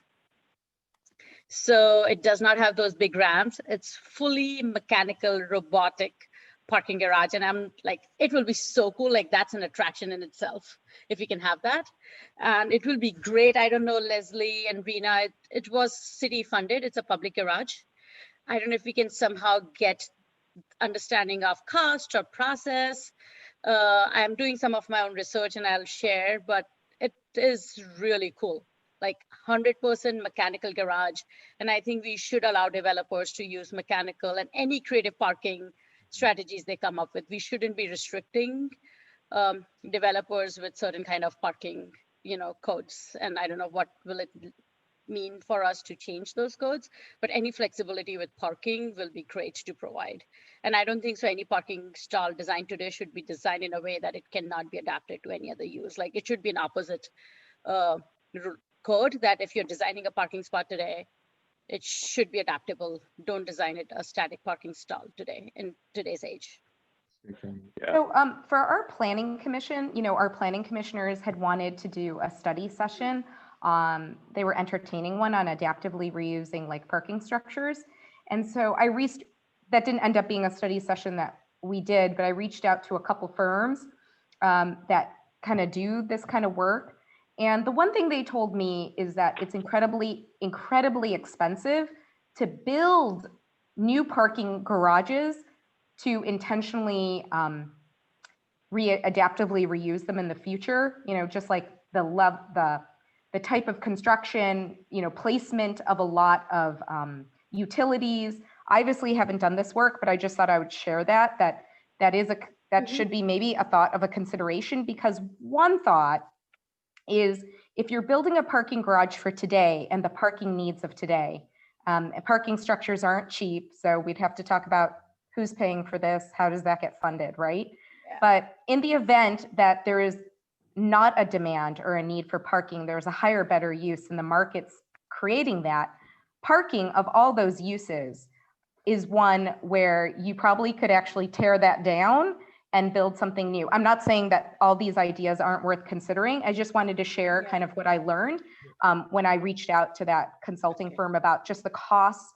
When you're in a high market area, like Hollywood has incredibly high land values, and maybe they're able to do that. I don't know, but I don't know the story about Hollywood, but all I know is we don't necessarily, someone else can speak to this, but I don't think we have any money that we could, as a city, put towards building a parking garage. We probably should figure out how much something like that should cost and see if that is something that new development could carry. I imagine that's going to be a pretty hefty sum. Just to throw these different thoughts that I have out to you guys. I had a comment, Adam. Hold on one second. Just to follow up. Okay, go ahead. On the expense. So, and this is a question for Rena. So when it was calculated as, quote, very expensive, did they also calculate the demo of the parking garage after? So in other words, if they're doing just a pure parking garage you're going to tear down versus B, an adaptive parking garage, did they include demo in that math? No, that's not how they explained. They didn't actually explain to me like what I said to you, which is, over time, there might be a market to not have the parking and to have a higher and better use besides parking. They didn't say that. They just said it's actually incredibly expensive to build a new parking garage, assuming that you are going to retrofit it. I don't have numbers for that, but I can just share that anecdotal information that I learned. So, Rena, I had studied a garage in Oakland, like Hive in Oakland has a mechanical garage. And, if we want, we can bring some of those suppliers to this call. They'll be more than happy. That's free marketing for them. But what they told is if you create a clear height usually for parking garage, you would do 8.5. If you do a clear height of 11, in the same space, you can fit 6 cars, you can stack 3 cars on top of each other. And that is actually on an overall, more efficient for them. And what they usually do is that they would have, you need to be trained to use those stackers. So it does not work well for retail. But what they would do is they would turn off, they're using for commercial office buildings, and they let the users use it in evenings for retail. So it's unbolted parking, and they would turn off, the top layer so people can just park on the bottom layer and not have to fiddle around with the mechanical. So in many numbers, and if we look at performance of some projects in San Jose, actually mechanical parking is becoming pretty feasible in Bay Area. It was just the developers were not certain enough to test it, but every project in San Jose, even single family homes, are going with like stacker parking. So I mean, it just I like wasn't distinguishing stacker parking as much as creating a building, like to Adam's comment about building a new construction parking garage that will be retrofitted, that will be designed to be retrofitted in the future for a different type of use, a different kind of occupancy. That's what I was referring to. Not, if you can stack it and have a greater efficiency of actual parking spaces. Yeah, but I'm saying if you're built slabs 11 feet clear, then there is a little bit more possibility to adapt them at a later stage and have a lot more efficiency. I don't want to get too far down the rabbit hole on this. I totally understand, and there's a lot that would have to be developed. I mean, I would always take a consultant, especially an architecture firm, highly with a grain of salt, because they don't actually build anything. They end up only designing something, and then the construction team ends up building it. So I can tell you that I've converted parking structures in the past to office space. It is more difficult. There are some nuances to it, but the idea is that it can be done, and that we would like to see if, at least from some of the DCTF, and we're trying to voice this now to see if this is the direction we want to go in, to see if this is something we want to try to implement and then have new development contribute towards as they start getting entitlements and start building. Again, cost recovery, the city doesn't have the means to do it, and it's obviously benefiting new development. So, if they build it on site versus building it, close to their site, it's the same cost essentially, but it's more adaptable. You then get into the issue of who owns it and everything else, but we can talk about all those nuances later. I think it's just from a high level, building the envelopes, and the land use is the key right now to try to figure out, are the pieces in the right spot, and are they the right size, and do they meet the needs of the entire 10 block area and the surrounding neighborhood.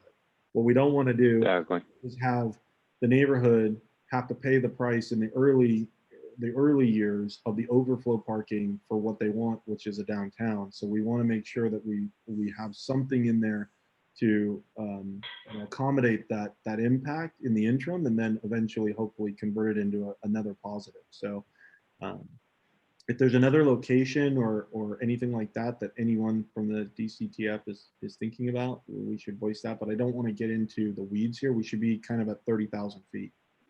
And I just want to add, if people are interested in that West Hollywood parking garage, Jonathan in our audience so kindly posted a link in the chat to their website. And I just took a quick look at it, and they spent city money, and it was $16 million. Yeah, it's not cheap. I mean, then you get into PT. I mean, you can go down a rabbit hole here. I mean, yeah, Santa Row built half a parking structure, but they seismically engineered it to add the other 3 floors. I don't know if everybody remembers that. I mean, there's a lot of things we can do nuance-wise, but right now it's just kind of, is this where we want to plug it, and is this kind of the idea that we want to try to implement for the 10 block area? Leslie, if I can, I don't know if when you were looking at that, how many parking spaces? 200. Yeah, so that sounds about right. So I mean, just to give people a general idea, is about 75, 80 grand a space for structured parking. So yeah, it's not inexpensive. No.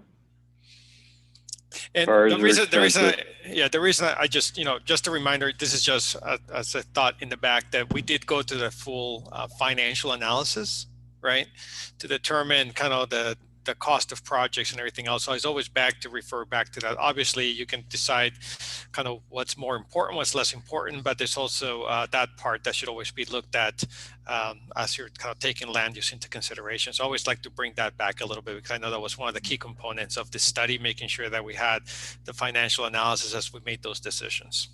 There's also a rector set parking that's cheaper, much cheaper, because it's all prefab post. Tilt up. Like I said, we can get into the nuances later. So let's keep moving on. Okay, so you had mentioned, Adam, the theater, and again, keeping our eye on the clock because we're at about 8:15, 8:20. So I just want to make a comment on what I'm up to and we're up to here. The box that we have set for the community theater is huge. And, it's the configuration is really set for a performing arts center, which I understand. I have been looking at that and then also looking at, as you all know, the movie theater option, which is configured more towards a retail, each theater would be the size of a retail center, which again, if they go out of business, could be converted theoretically, which again, I'm investigating that. So the size, and I know we're sketching this out, but the size I have an issue with. I think you can get away with a series of 8 to 10 screens in retail boxes.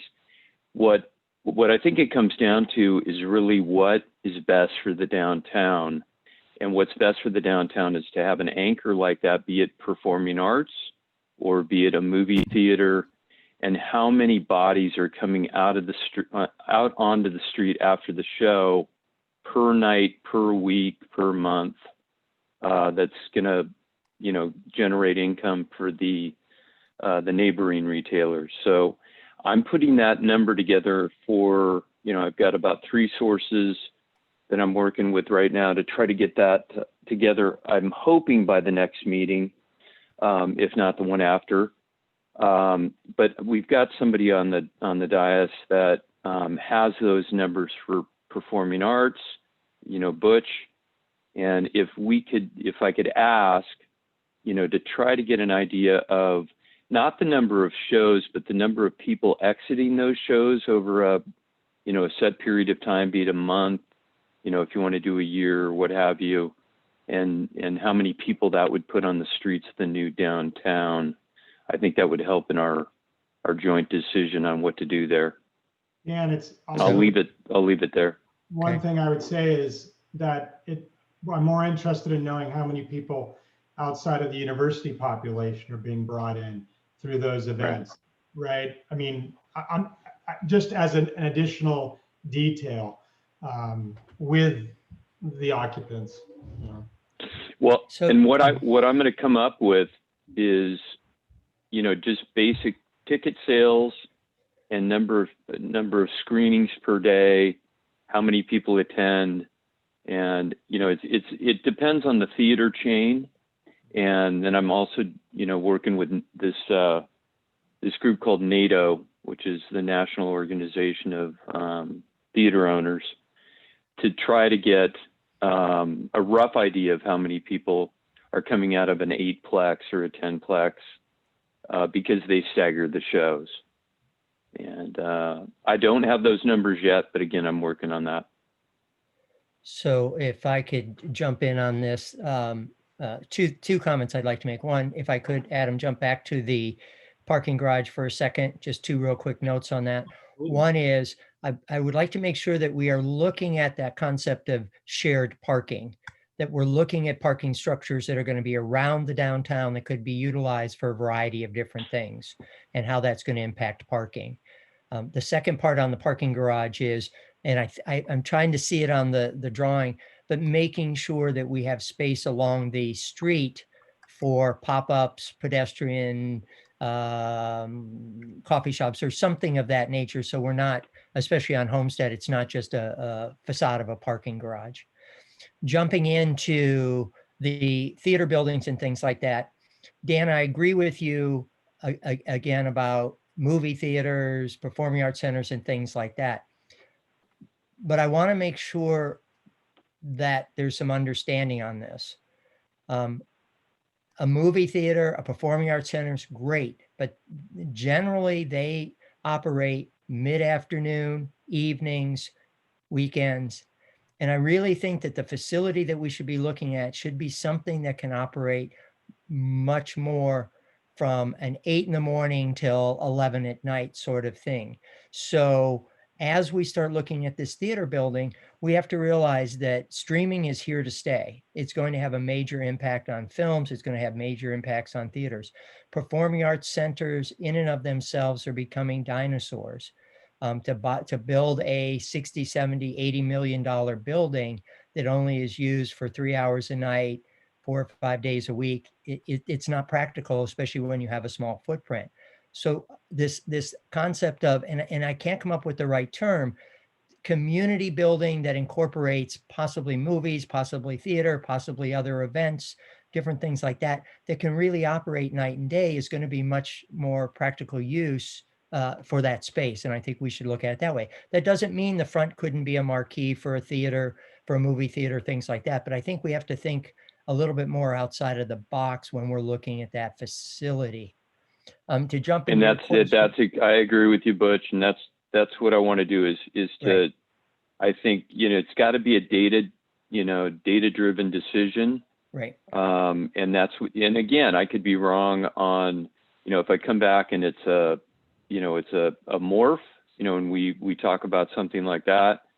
But I think we really need to look at, if you put a performing arts theater in there, you got batons, you got a stage, you got a 40 to 60 foot ceiling for a stage. It's a pretty big investment if it doesn't work out to tear down. Whereas if you have a series of movie theaters that are retail size, they can be converted. So, right. And again, I don't want to tie up the whole meeting with this. I've got work to do. But if we can get an idea from you on the number of folks that are exiting, performing arts, and again, to your point, we can morph them together. So that's great too. Our numbers, which was mainly community based, Rob, going to your question, probably 70%, 75% is community based. We did 73,000 people in our facilities. Okay, now by 73,000 people over what period of time? 1 year. Okay. And that's in a 500 seat theater. So, and again, my point is to make sure we put it on that building becomes multi-use. So, and I'll just leave it at that. Yeah, and I will too. I got work to do. So I just want to put it out. And again, it could be a hybrid. It could be, if the math works out where movie theaters don't work out. I think we need movie theaters. Downtown. Dan, I think we need movie theaters. But what I'm trying to address is a movie theater in a building that can be used for other purposes also. You could have an art museum in there. You could have a community center in there. You could have classrooms in there for community projects. You could have a variety of different things that keep that building active morning to night. Whereas we want to be careful we don't think in very specific terms of it only can be a movie theater, it can only be a performing arts center, it can only be this, that, or the other thing. I think that mixed use community space can be very productive, and you're going to keep it activated with many more people, much longer time if you have it. And it also eliminates some of the risk. If you do have trouble with a theater or a movie theater or something, there's still activity happening in the building. Agreed. Last point I want to make is that if, the configuration you got right now is actually perfect, because if you do something like just the movie theater part of it, you could easily slide a thin mezzanine up to that green parking garage and put the theaters right underneath the parking garage, which is, again, that eliminates you've got a lot of square footage that, they're going to require that could be, quote, unused. And because of the noise, that would probably make sense. So I'll leave it there, but I'm going to dig in and I'll get back to this group on what I find out.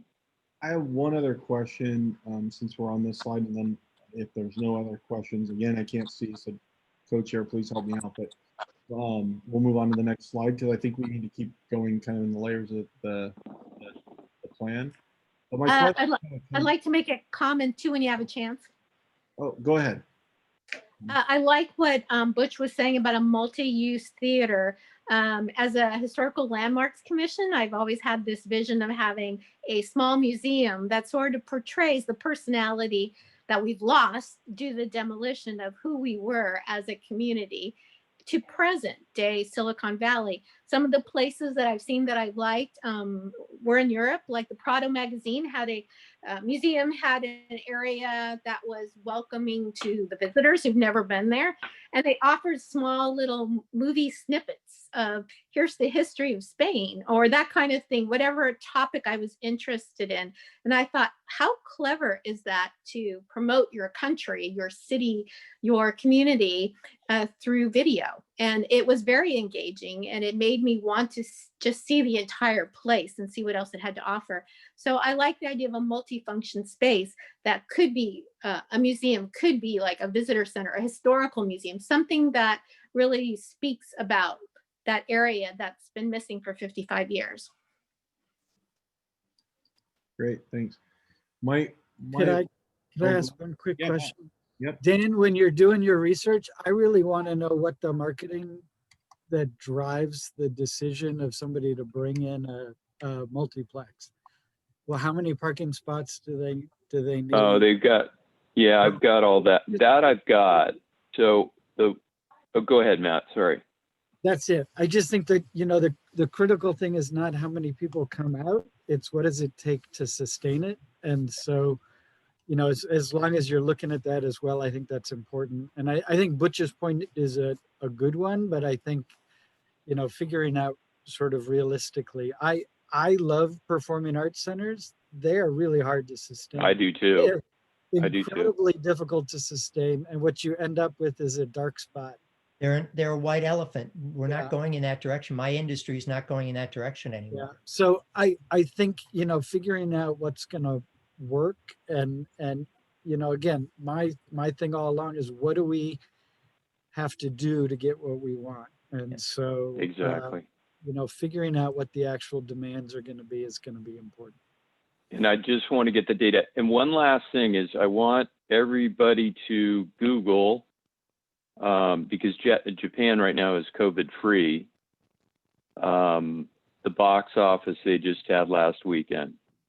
So they just broke all box office records. So I don't know who made the comment about streaming, but I think after COVID's over, the last thing we're going to want to do is binge watch, you know, the Queen's Gambit. So Well, again, But I they haven't broke- done that yet. But You must do it. Oh, you got to watch that. It's on Yeah. the list, but I'm No, not I'm just there kidding. I yet. haven't seen it. No, watch it. Right. But the American for the Arts just had a study that came out that said you will see a peak in everything external once this thing ends, whether it's going to sports, whether it's going to movies, whether it's going to go to whatever. It Yeah. will eventually taper off. We will end up going back and that peak won't be there forever after this.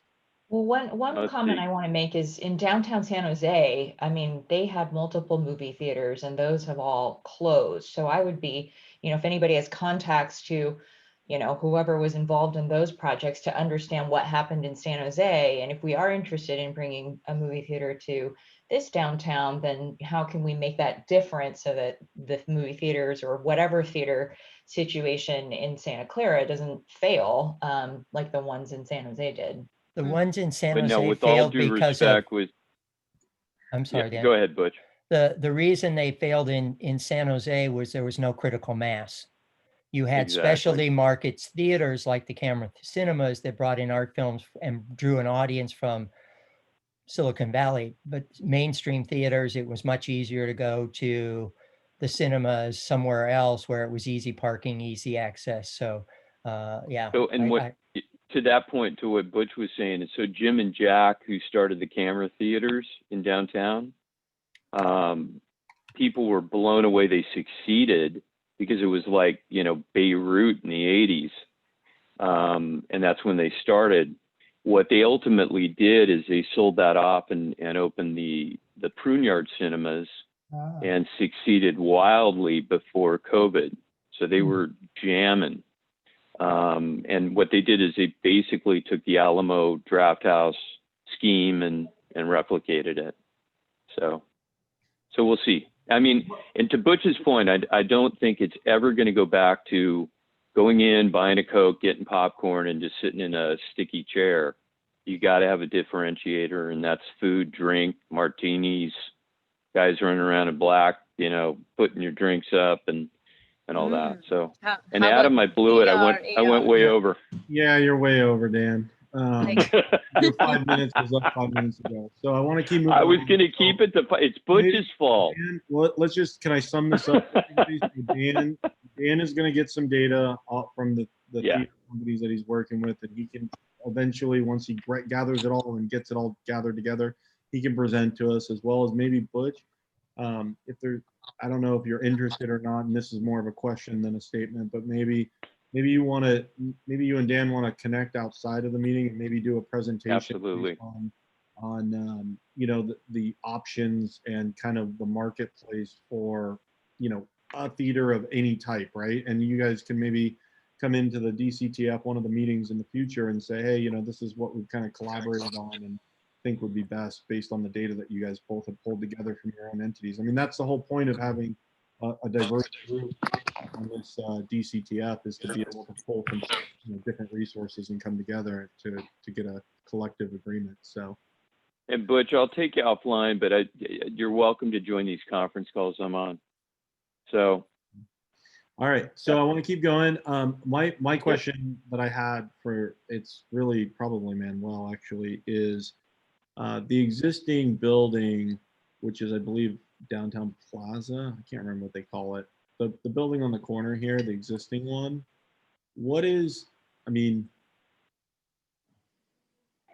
I've heard a lot of stories, and I don't want to start throwing it out there about the conditions of the building, and, you know, the maintenance and everything else. I mean, what is kind of, and I know you and I've actually talked, I think, about it, about, you know, vacant property or vacant buildings is really not, you know, good for the city, because it usually brings in bad behavior and other issues. But what is kind of the thought process of the city over time with the existing building for the short term?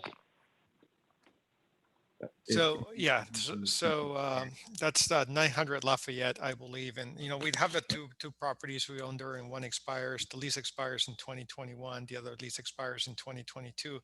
I believe off memory, so I apologize if I'm wrong. That the one you're discussing is the 2022 building. The way that building currently functions is the city leases it to somebody else, and then that person does the leases for the entire building. So it's been a lease agreement that's been in place, I believe, since the 70s or 80s. I would have to go back and look at that. I think staff's intent would be to do year-to-year extensions. That has been the plan. We were very interested to see kind of where this process would go and where the land use plan would follow, because, you know, as we have spoken to the task force, we do know that there's an opportunity there. So with leases expired in 2021 and 2022, as a staff, right, and this is not something I'm managing, but as a staff, we're anticipating we probably would do 1-year extensions to make sure we don't have empty buildings until we're ready to do something with the property. So that would be the plan as of right now. Of course, depending on timelines, things could change, but we think 1-year extensions will be sufficient. Even if you were to RFP or RFQ the property, it would take that long period of time before you kind of you're ready to move something, but we definitely don't want to have empty buildings. Those are just issues. Mm-hmm. Does that answer your question, Adam? Yeah, I mean, do you know of any known issues with the building, or you're not that intimate with it? No, you know what? I know there's been questions asked before. I'm not aware of any issues. Obviously, it's not a new building, so I assume if you were going to reuse it or do anything new with it, you probably have to do some work to it. But I'm not aware of any issues with the building itself. I checked with other assistant city manager, Ruth Shikata, who's been more knows the lease a little better than me, and she's not aware of any issues also. So we're not aware of anything that, you know, like I said, it's an older building. So fence. No retrofit or anything like Seismic. that you know of? The retrofit only comes into play when you pull a new permit. So if it's existing, and let's just say, I mean, I can tell you right now, seismically, it's not going to meet the 2019 code, but they are grandfathered in until they start pulling permits to do additional work and TIs, tenant improvements. So I've heard a bunch of stories. I'm not going to say them because obviously they don't have a basis. So we'll leave it at that. So, okay, that was my only last question on this slide. And then I think we should potentially move on because I think we need to start talking about kind of height and some of the other utilizations in the plan, if everybody agrees. Sure. Co-chair, is there any more hands up on this slide or can I slide over? Any questions, public, any? Well, not public, just from. Oh, okay. Yeah. Yeah, just from the minutes. Sorry, your chair. I blew it. All right, I'm gonna. I didn't get that. I didn't get that part of the book. Keep us rolling. So urban form. So this is where we really start seeing kind of the layers of the cake getting built up. I mean, and we kind of start seeing some of the density, and it's great. Sorry, it's great to see the existing, fabric of the neighborhood and surrounding the 10 blocks, and it's something to definitely keep in context while we're talking about density and the envelopes of the building. And I think this is really an important slide, an important step, because it really shows where we have a palette or an acceptance of higher densities and where we potentially feel, and when I say we, it's a community and a downtown task force, where we feel there's, sensitivity should be given to the adjacent properties. I'll open it up to the task force members, but what I'd like to potentially mark out here is, I don't know if everybody can see, and I can try to, what I'll end up doing, let me just zoom in a little bit. If everyone's okay with me clipping off the comments that they have right now, what I'd like to do is maybe just put some numbers on some of these buildings based on the if we disagree with the heights that are basically there. Or if we see a difference in footprint, I can mark it out. Is that okay with everyone? Okay, no one's saying anything, so I'm taking that as yes.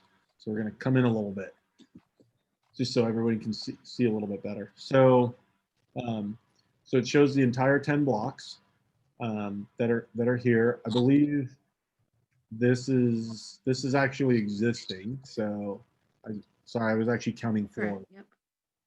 I was counting floors and setbacks. So that's existing.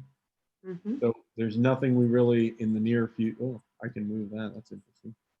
Can move that out. So would we like to start maybe like, I don't know if we want to start at a certain location but I think what would be really good is to kind of just start at one block and move in a clockwise fashion around and just kind of have a discussion about each quad in it, specifically.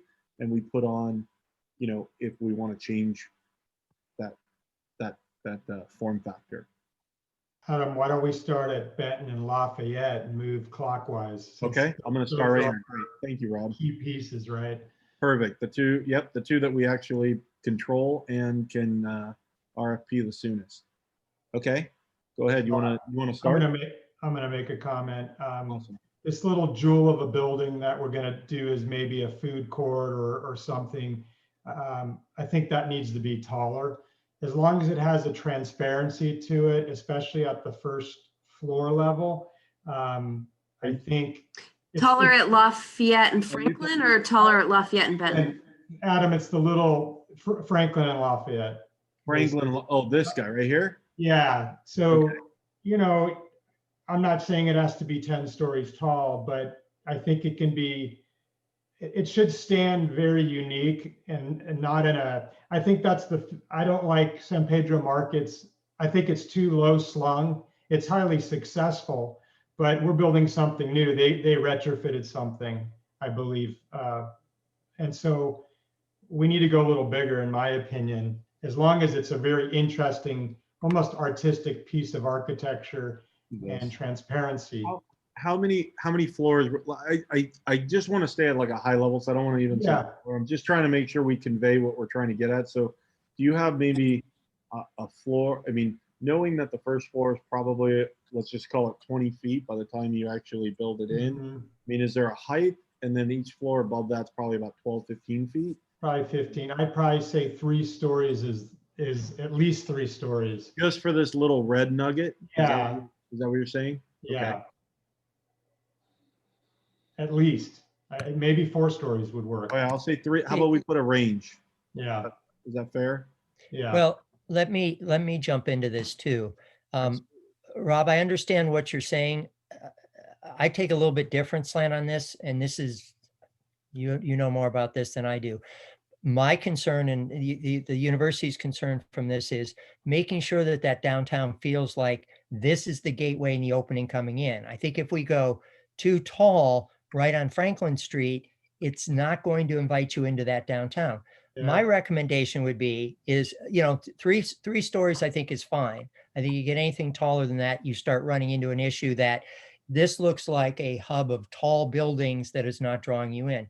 I would rather see, and I know I'm jumping the gun a little bit, I would rather see us look at the buildings that are in the corner of Lafayette and Homestead and put the extra height on those buildings and leave at least an opening as you go down Franklin Street. So correct. So if you look at the one that we were just talking about, the Commerce building on the corner, that to me could match the height of the same building that's on the corner of Lafayette and Benton, you could get some extra height into those buildings and add to them and still leave that opening coming into Franklin Street. I'm just really concerned we're going to close that street out and it's going to be something you drive by and never look at. I think it's going to be. I agree with that, but I think you can do both by creating that. You know how we were talking about I think it was the last meeting, where you have a box, depending on how the architecture is on the Homestead, look at the block, the Lafayette Homestead block.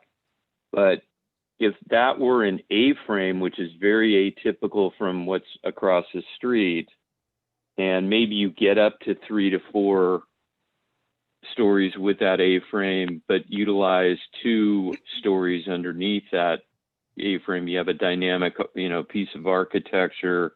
It's low enough to, to Butch's point, to invite people in, and it's unique. It's something that, yeah.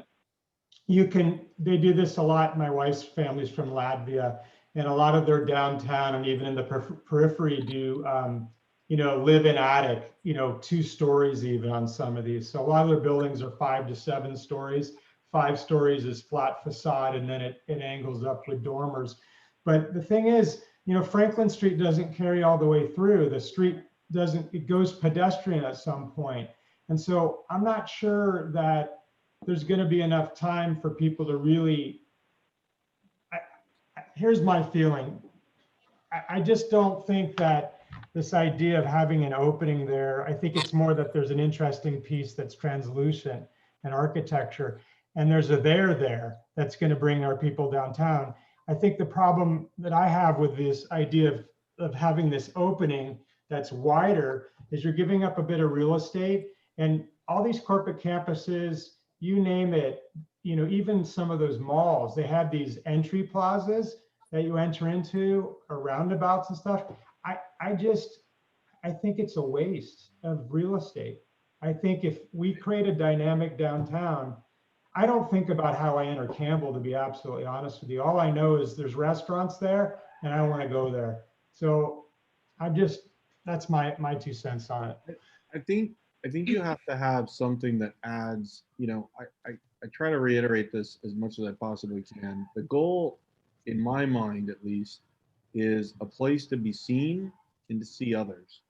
And especially after we've all been locked down for so long. I mean, I can't imagine most of us are like, trying to claw our way off our own property in order to spend time with one another again, because I think it's the human connection is extremely important.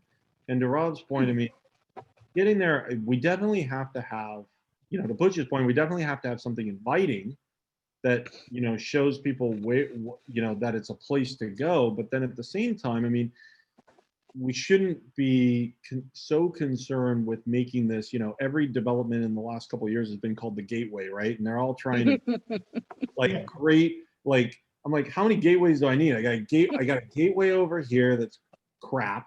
I got a gateway on the other side of the tracks that probably will be crap. You know, you got a gateway at Mission Town Center. It's just, everything's a gateway. It's like, I don't need gateways. What I actually need is a homogeneous area that I can come and be seen and see other people. I mean, the street dance that, you know, we have what we want to call a downtown now, right? And I think everybody on this downtown task force, as well as a lot of the community members, have gone to the street dance, and it doesn't matter if it's not perfect. It's not, that's not the main driver. The driver is that we actually get to spend time with each other and we're having fun. And that's what drives us to go down there. And so, I mean, it has to be inviting, to Butch's point, and it has to be identifiable, but at the same time, it doesn't have to be this wide open space. Like, we're not landing a Boeing 747 trying, you know, down Franklin. Right? The airport is, you know, half away. So that's just my. So Adam, can you pull up the plaza at Lafayette and Franklin concept? I think that would help us a little bit more. Was that on here? Yeah. Well, yeah, it's at the end. Let me, bear with me. I'm going to try to not screw this up. Let me go out. And I think this is important because this is the first development that we're going to be able to put a shovel in the ground with. And as we've said before, if this doesn't work, we're not going to see future development. So this piece, we have to get this piece right. And I would, you know, like what I think this corner should be like nice big steps, like, you know, where students are sitting. And if I'm driving on Lafayette, I can see into Franklin, like I can see the vibrance of the active public life here. This building is great. I would rather have it detached, and then have it like more sculptural, like not a square box, like, you know, one of those buildings that has, it's an art piece. Yeah, the building can, you know, the roof becomes the steps and the kids are sitting, and the blank wall of the theater is like, you know, a big LED wall and there is some art happening on it. Like that's the pulse. Like, you know, you need to allow architecture to do that. Like, you know, we cannot think of efficiency in every square footage, so that, you know, architects need that shoulder room to design and everything. Yeah, but look at this. Here's the other thing. This isn't going to be the center of our downtown in the future, right? If you look at this picture, I mean, we're making a park pretty much for that whole half block or whatever it is. I just don't think that's a smart use of our first step, to be honest with you. I think it's all about density. I think if you create there's quite a bit setback there. And if you put a lot of seating and good retail on that sunny side right there at the ground floor, that will be enough to drive people in. You know, it's Telegraph Avenue. The minute you make that building taller, you're going to take away whatever sun in that open space. That's on the northeast side right there. So the sun you're worried about is mostly on the opposite side. The taller buildings are on the opposite side of the street. Those are the ones that are gonna sun. Yeah, the way the sun is shown now is actually like early morning sun. Yeah. As you start, you know, as you start hitting 10 noon, you're gonna be coming this, you know, way. And then the west is gonna light it up this way, and that's really when it's gonna be activated. I mean, I don't know many people are gonna go out there at, you know, 10 o'clock in the morning. It just looks out. Yeah, can I see one? Go ahead. But the building looks out of place. It's a 1-story, maybe a 1.5-story building. And maybe there's a way I kind of, you know, after seeing this, and thank you, Butch, for bringing this up, because I think it's really good to have a reference. I mean, maybe there is, you know, maybe 1 story is not the call, but maybe, you know, I do like the idea of making it something more unique, right? That it's absolutely art piece. Yeah, that it's not just a building, right? Like, I mean, these are, you know, I know these are just conceptual drawings, obviously. So But they're more generic, right? They're more of what we've seen in the last 10 or 20 years of being developed. But I mean, maybe there is a real good value. And what I will say that I really like about where this open space is, and I know it's only shown as parkland, or flat grassland, which I don't think is what we want, but I go back to Santana Row, that little right out in front of Maggiano's, right? That's where all the families go. Exactly. Yeah. I don't know if everybody's been there, recently. I mean, before COVID, Yeah. but recently, when you could go, I mean, that place was packed with families. Like that was where, because there's a little play structure. There was some outdoor live music. The retail around it was more family oriented. It was very strategically done in a manner that really just made it activated and live and enlivened. Maybe there's something we can do here, Rob, though. That Adam, I don't know if you all recall, but when WRT presented that to us, that was actually the food hall. So that's going to be a busy, congested, like a beer garden kind of thing happening, just like what you're saying, probably a small amphitheater where there could be live music, and we're all going to want to congregate in that square. I know this square you're talking at Santana Row, that's exactly where I like to go. And I end up there often because I just think it's a great congregation spot. Yeah. The point is it can go taller though. You still can have it on the ground floor. Well, and maybe one thing, Rob, is that if somebody said that it's kind of a wasted space because, we've got, you looking at the entire downtown, you're taking that space away. This is going to be a fluid thing for the next, I hate to say it, but 10 to 20 years as the downtown is built. And I mean, you can take that space and change it. You can build on it if you have another green space somewhere else. So I think that, I forgot who made the first point. I think it was Butch, but this thing has to attract, right off the bat. These two blocks are our shot. And you got it. I really like it. When I first saw it, I didn't like it, but I really like the idea of having this gathering space there. And, again, if you have another spot later on as we expand westward, a building could go on that conceivably. Atisha, by the way, you're better at this than me. Thanks for showing me up. I appreciate it. No, I'm kidding.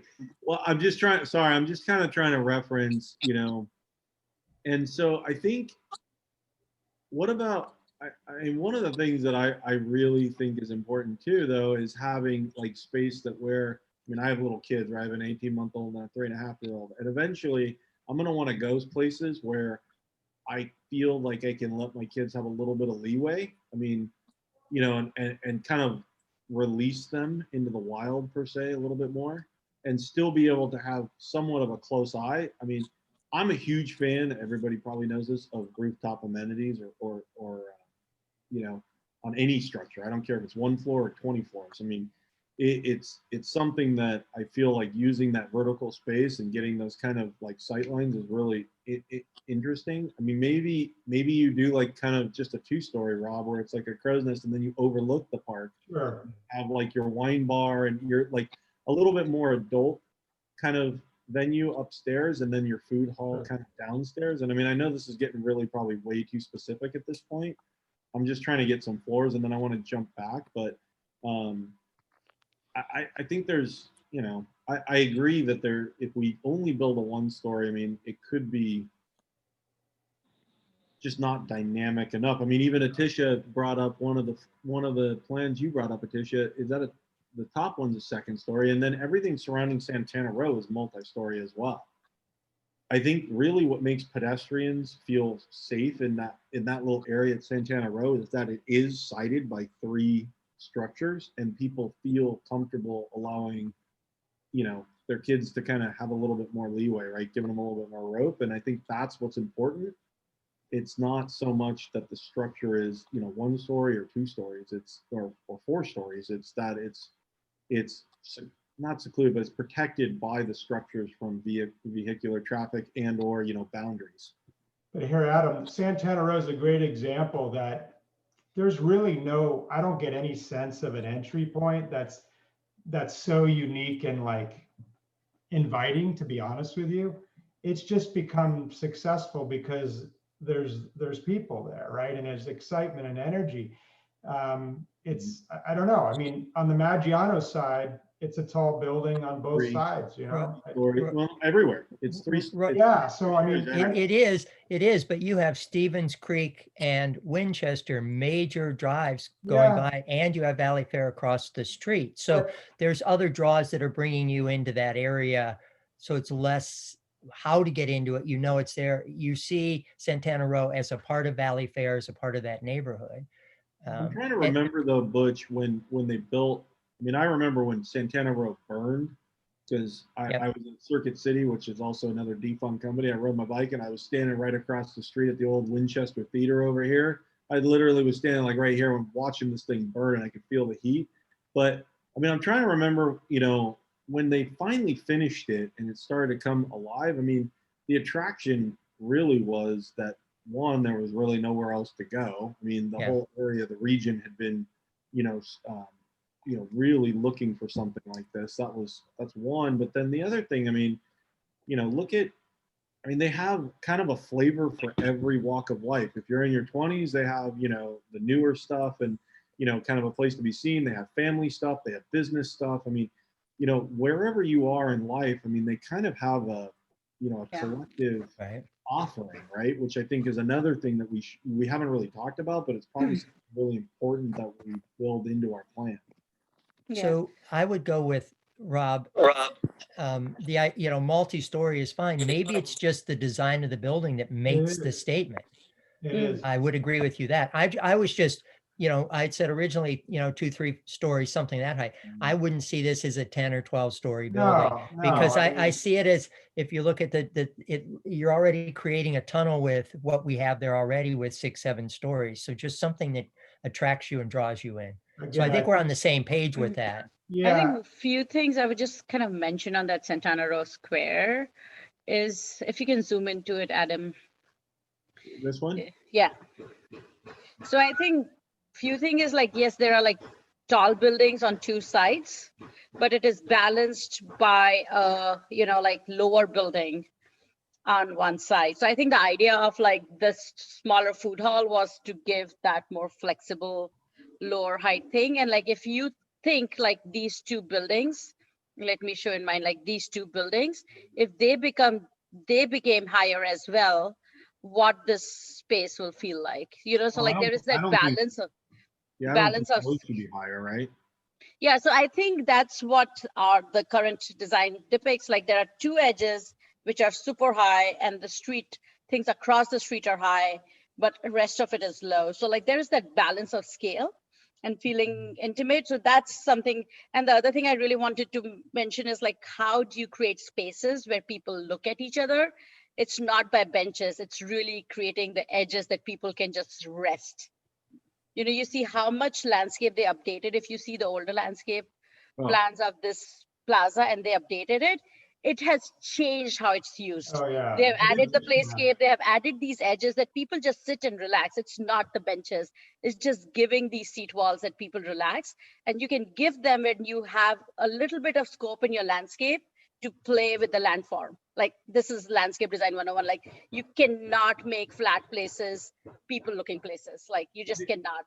The red stairs in Times Square just added enormous vibrance. People would just sit there and watch people. So like you need to let that flexibility in that landscape to happen. Yeah, they changed this area, Atisha, like 3 or 4 times. These two buildings didn't exist. I know. There used to be a play structure in the middle. I mean, they've had to learn, you know, through trial and error basically until they kind of perfected. I think the image that I placed previously was the older image.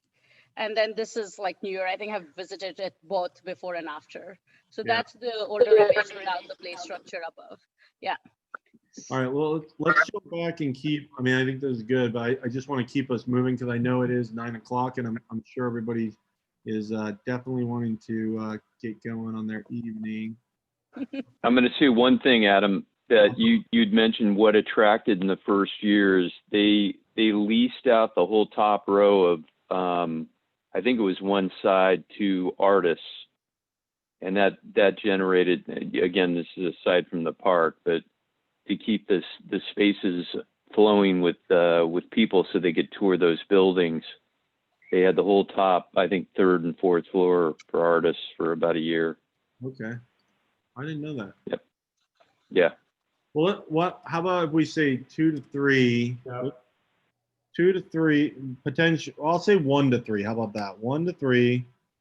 Just because we're trying to give a range, right? But significant.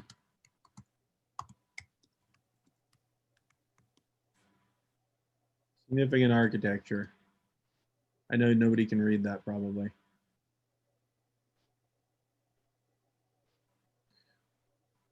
Okay. Well, I'm trying to, yeah, this is not the greatest. Adam, if you want me to do, I can do it. Sorry. I'm all right. I can.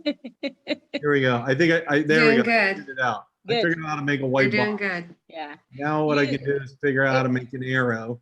If you use the There you shift go. key, You got it. Yeah, Yes. I'm a millennial. Don't right. let that define you. It's all right. I've already been branded. All right, let's keep going. Let's keep talking about this block, and then we'll just start moving around. So, are there any other comments about block? I think this is block A, right? I don't know. Everybody's labeled it different, but Lafayette and Benton. I personally think that the overall scale of this block is too low, considering that it backs up to, Wells Fargo. Commercial. This is commercial. These are rentals. It's on the north side, so you're not shading, Franklin Street, which is going to be the main drag, and you're not also shading a single-family residence on the other side of Benton. And I think we need to capitalize on that opportunity to be able to maximize density there. So I see this as being basically the tallest you can get in a type 3 or even potentially type 1. I know that that's a whole different hurdle to try to get over because of the cost, but I mean I would see it as 7 to 8 stories, which would still be within the type 1 type 3 limitations. 1, 2, 3, 4. I think this is 10, 11. 7, 8, 9. You guys have like 9. Adam, would that be for the half a block, or would you want it taller? I think I would at least do these two, Rob. I mean, Yeah. it makes sense. I mean, you're right with the sun, I mean, there's nothing, it's commercial across the way right now. So that could, although that's not going to get much taller, and, I don't know, it's got residential behind it. So. Yeah, but even if this became like a 4-story building, and 3-4-story building, you're not going to hurt the idea. So I mean, here I would say max out height. I think on this one, we should write minimum 8 stories and then max out, like whatever they want to do. That's perfect. Min 8 to max. I mean, it's also potential that they go a lower height just at the frontage, just like they're showing on that other building opposite the alley, where you go like 4 or 5 stories for whatever depth, and then pop up. But this is, This is just high level, right? I mean, you're going to do, but this building we're thinking should be taller. Sure. In the sense, it's very important, but yeah. But again, you could still have the edge, it's all about architecture and form. I hate to say it. So it's a super critical component to all of this. Acacia, why won't it let me make the box white? I guess I don't need to. Best will be for you to just copy paste the previous one. I know, that's what I'm finding out right now. I'm like, oh man. Okay, I got it. Thank you. There we go. I think those two should be the max, and then this one probably not as high, right? So probably, 5 to 6. That's what it looks like it is, right? Yeah, 1, 2, 3, 4, 5, 6. No, it's right there. Yeah.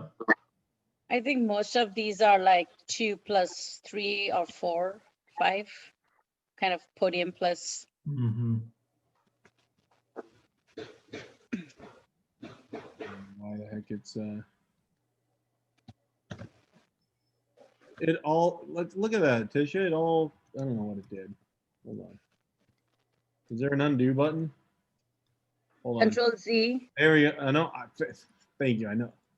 All right, I'm good. Copy this one thing and I'm gonna stop moving stuff around. So, okay, so we're okay with Yeah. 5 to 6 here. Oops, sorry. What did I do? All right.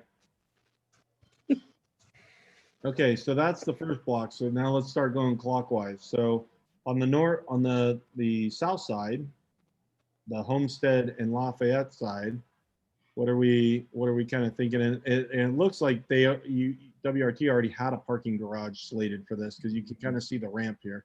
Yep. Well, what's the thought behind the one on the corner of Lafayette and Homestead? Can't we go higher on that one? Absolutely. Yeah, I agree. That's what we're I mean, discussing. that was the whole thought behind Lafayette, was take the height where we can take it Yeah. and then cut back if we need to in other places. So I would match it. Again, Rob, I'd throw this to you, but I'd almost match this one that we did on the other corner. Well, but Minimum Yeah. 8, maximum out. I would be careful of this building though, Butch, only because this is what's going to get that, midday to west Oh, sun. court on Okay. this court, Point well taken. Point well taken. So Well, maybe the parking garage, anything on Homestead on that side, a half block should go up. basically just invert what we did on this side, right? Yeah. And what do we think the on Franklin and Lafayette should be roughly, should we max out or should we have it step down? No, you want to step it down a little bit. I mean, the sun component comes into play. 5 to 6 to 5 to 7. That seems too tall to me, but Seems tall. I guess it depends on the width of the road and everything else in the sun. The sun doesn't really get lower than 45 degrees, more or less. Yeah, I've got a question. Is the red step out, is that setback? No, that's retail. That's the retail, right? Yeah. Is it a setback building or is it just a flat canyon? We're not even at that point. All we're doing is we're basically building like where we have a palette for density and or height and massing. Oh, and that- we don't have. And there was considerable sidewalk area. Yeah. There's That's going to be be- setbacks. There's going to be step backs and stuff. I mean, and then On you Franklin. basically, kind of like this building is here, Dan, where you see the lower floors. I think this is more of a drastic view of it, but the idea would be, kind of like Silicon Sage did up here, where you can see on that upper floor, they ended up stepping that back, and that was one of the requests from the community to make the massing, reduced. And so in the specific, proposal from a developer is where we would work on those little nuances. But right now, what we want to tell them is, hey, we're looking at high density and, high density on the fringes here, and then stepping down, basically having kind of like a canyon almost in some way, but we want to make sure that we protect our light and, pedestrian experience. And Atisha, Okay, so to Butch's point, I think there's, that's the area you're going to go high. Yeah. Your point is the sun is going to be blocked. No, and I think not if you put it out on Homestead. It won't get. Yeah, well, that's what I'm saying is I think you go, I don't want to be a height freak, but how tall is the senior center, the senior towers? Like 11. They're pretty tall. I think they're 10, 11. 12 11 stories. stories. They're Yeah. type 1 though, and so we'll run into an issue there. So just Say what? Go ahead. One thing I Yeah. Matthew have been trying to say something for a very long time. So, Who is? Matthew. Oh, sorry, Matt. Go ahead. No, that's all right. You were just about to say it. Actually, Adam, is that, they did go through the feasibility study with us. And who knows, right? We're doing our first laminated timber building in San Jose, everybody's a little freaked out about it. I think they're going to 12. But right now, like on paper, I'm sure the city of Santa Clara doesn't have the capacity to process those plans. And so you're really talking 5, 6 stories without a podium, 7 pushing it with a podium. They made it pretty clear that office wasn't super viable. So there was a note in the chat that all of that was class 1 anyways. And so, but they were pretty hesitant about that. So I think just as we look at this, it's important to keep in mind that we really pushed for that feasibility analysis, and that some of this needs to be reflective. And we can build a block, but if those are individual parcels, the one in the middle that's only 3 stories, that's part of the step down, isn't necessarily viable right now. And so I just think we need to keep in mind that analysis that we asked them to do. And I know that adds a level of complexity to this exercise, but I that's what I was going to say. And I think Adam just started to mention that, the senior tower was a hard example because it was a class A development, and we can't build that right now. Yeah, no, I mean, and the feasibility is going to change over time as we actually start to build out the downtown. The land use and the cost is actually going to be more viable for developers, right? Because it becomes an actual center. The beginning is going to be the toughest part, but once it actually starts to kind of come together, it should, in theory, start to increase land value, land values and rent values, and make it more viable for a multitude of different uses. I mean, everything we have here is still staying in that type 3, platform, which is what most California developers are interested in at the time, so it's the most cost effective, and there's a bunch of triggers, but anyway, I don't want to, get, yes, Matt, you're right. We need to consider the feasibility. What I don't want to do is not push for what is our future vision and just accept what our current today's feasibility is. I mean, and I think that's a conversation. If we set out to say we want 8 and the developer comes back and says, look, I can only do 7, then that's a decision we get to, we make. But I think it's really important to try to set out a vision that is still based in reality, but might be pushing the boundary slightly.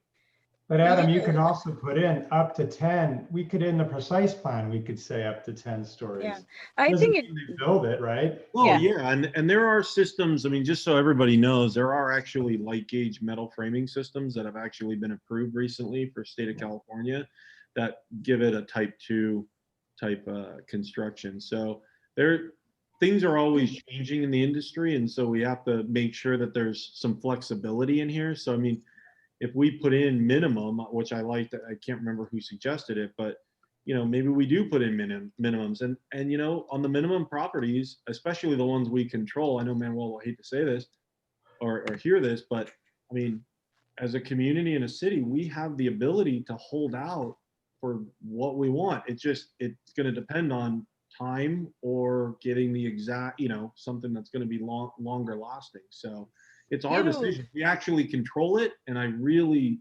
would push the community and the city to make sure that on the parcels we actually control, we make sure we get the maximum vision that we possibly can. Other tool we can use to get more density and height, because we want more density and height. And this is something, I've been just hearing. I don't want to quote the neighbors. Adam, you and other old people are more aware of people are wanting more height and density. But if that's the case, we always have density bonus programs. We need to build in, in our envelope, in our, fire codes and building. A lot of time these heights are restricted because of how high the fire truck ladder can go, or the pressure can go in the pipes. That's pretty much the restriction. So we just need to understand the engineering aspect of it, but also understand, I'm saying minimum, if you're going another 12, 4-story, making it 12 feet, these are the community benefits you need to give. Height is always not just about construction material. It's about how much financing they can get. It's about how much parking that density is going to require, and can they pay for that parking? And all of these can be built into like TDM density bonus, community benefit density bonus programs.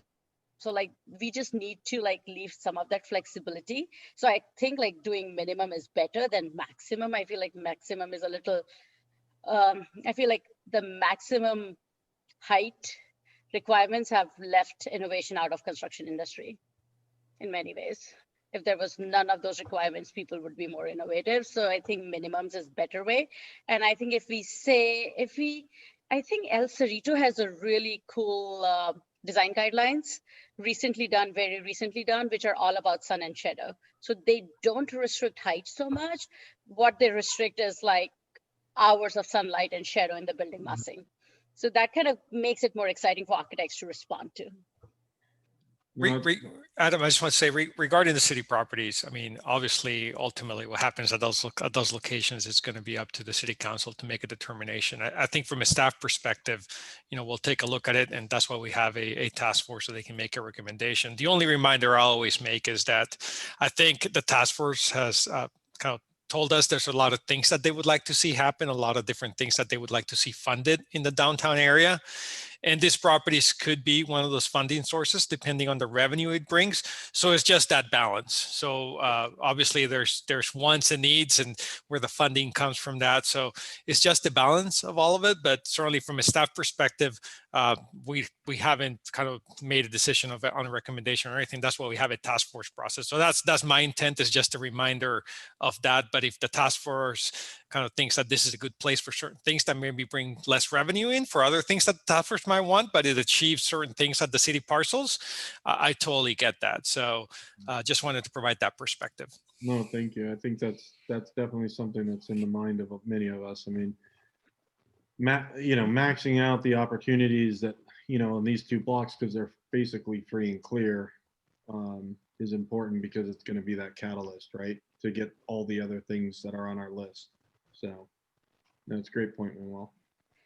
And I think to build on that, like not just our properties, density bonus will work on rest of the properties too. It actually will work better on properties that developer own right now. Well, and that's one of the things, Atisha, that we've asked, the city staff to come back is that something we can implement in this plan, right? So if you do X for, let's just say ground floor retail, you do,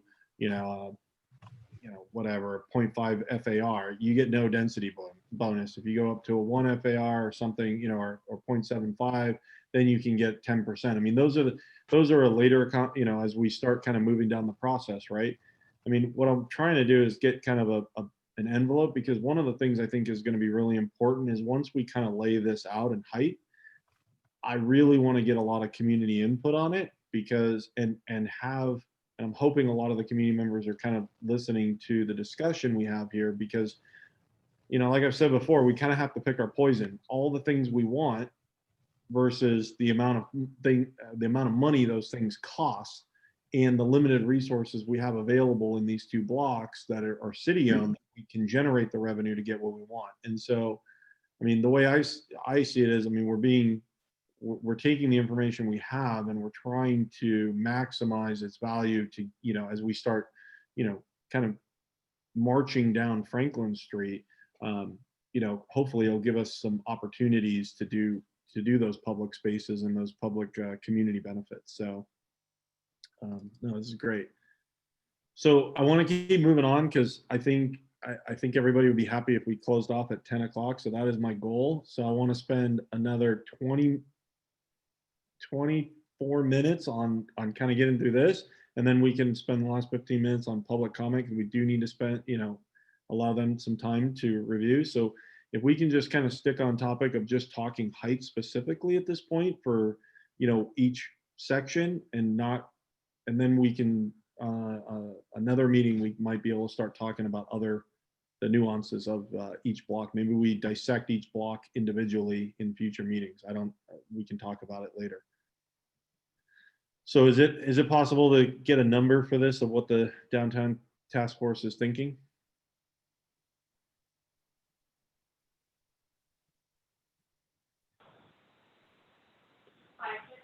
Define that, Adam. Pardon me, Adam. Well, sorry. What do you this- mean as far as a number?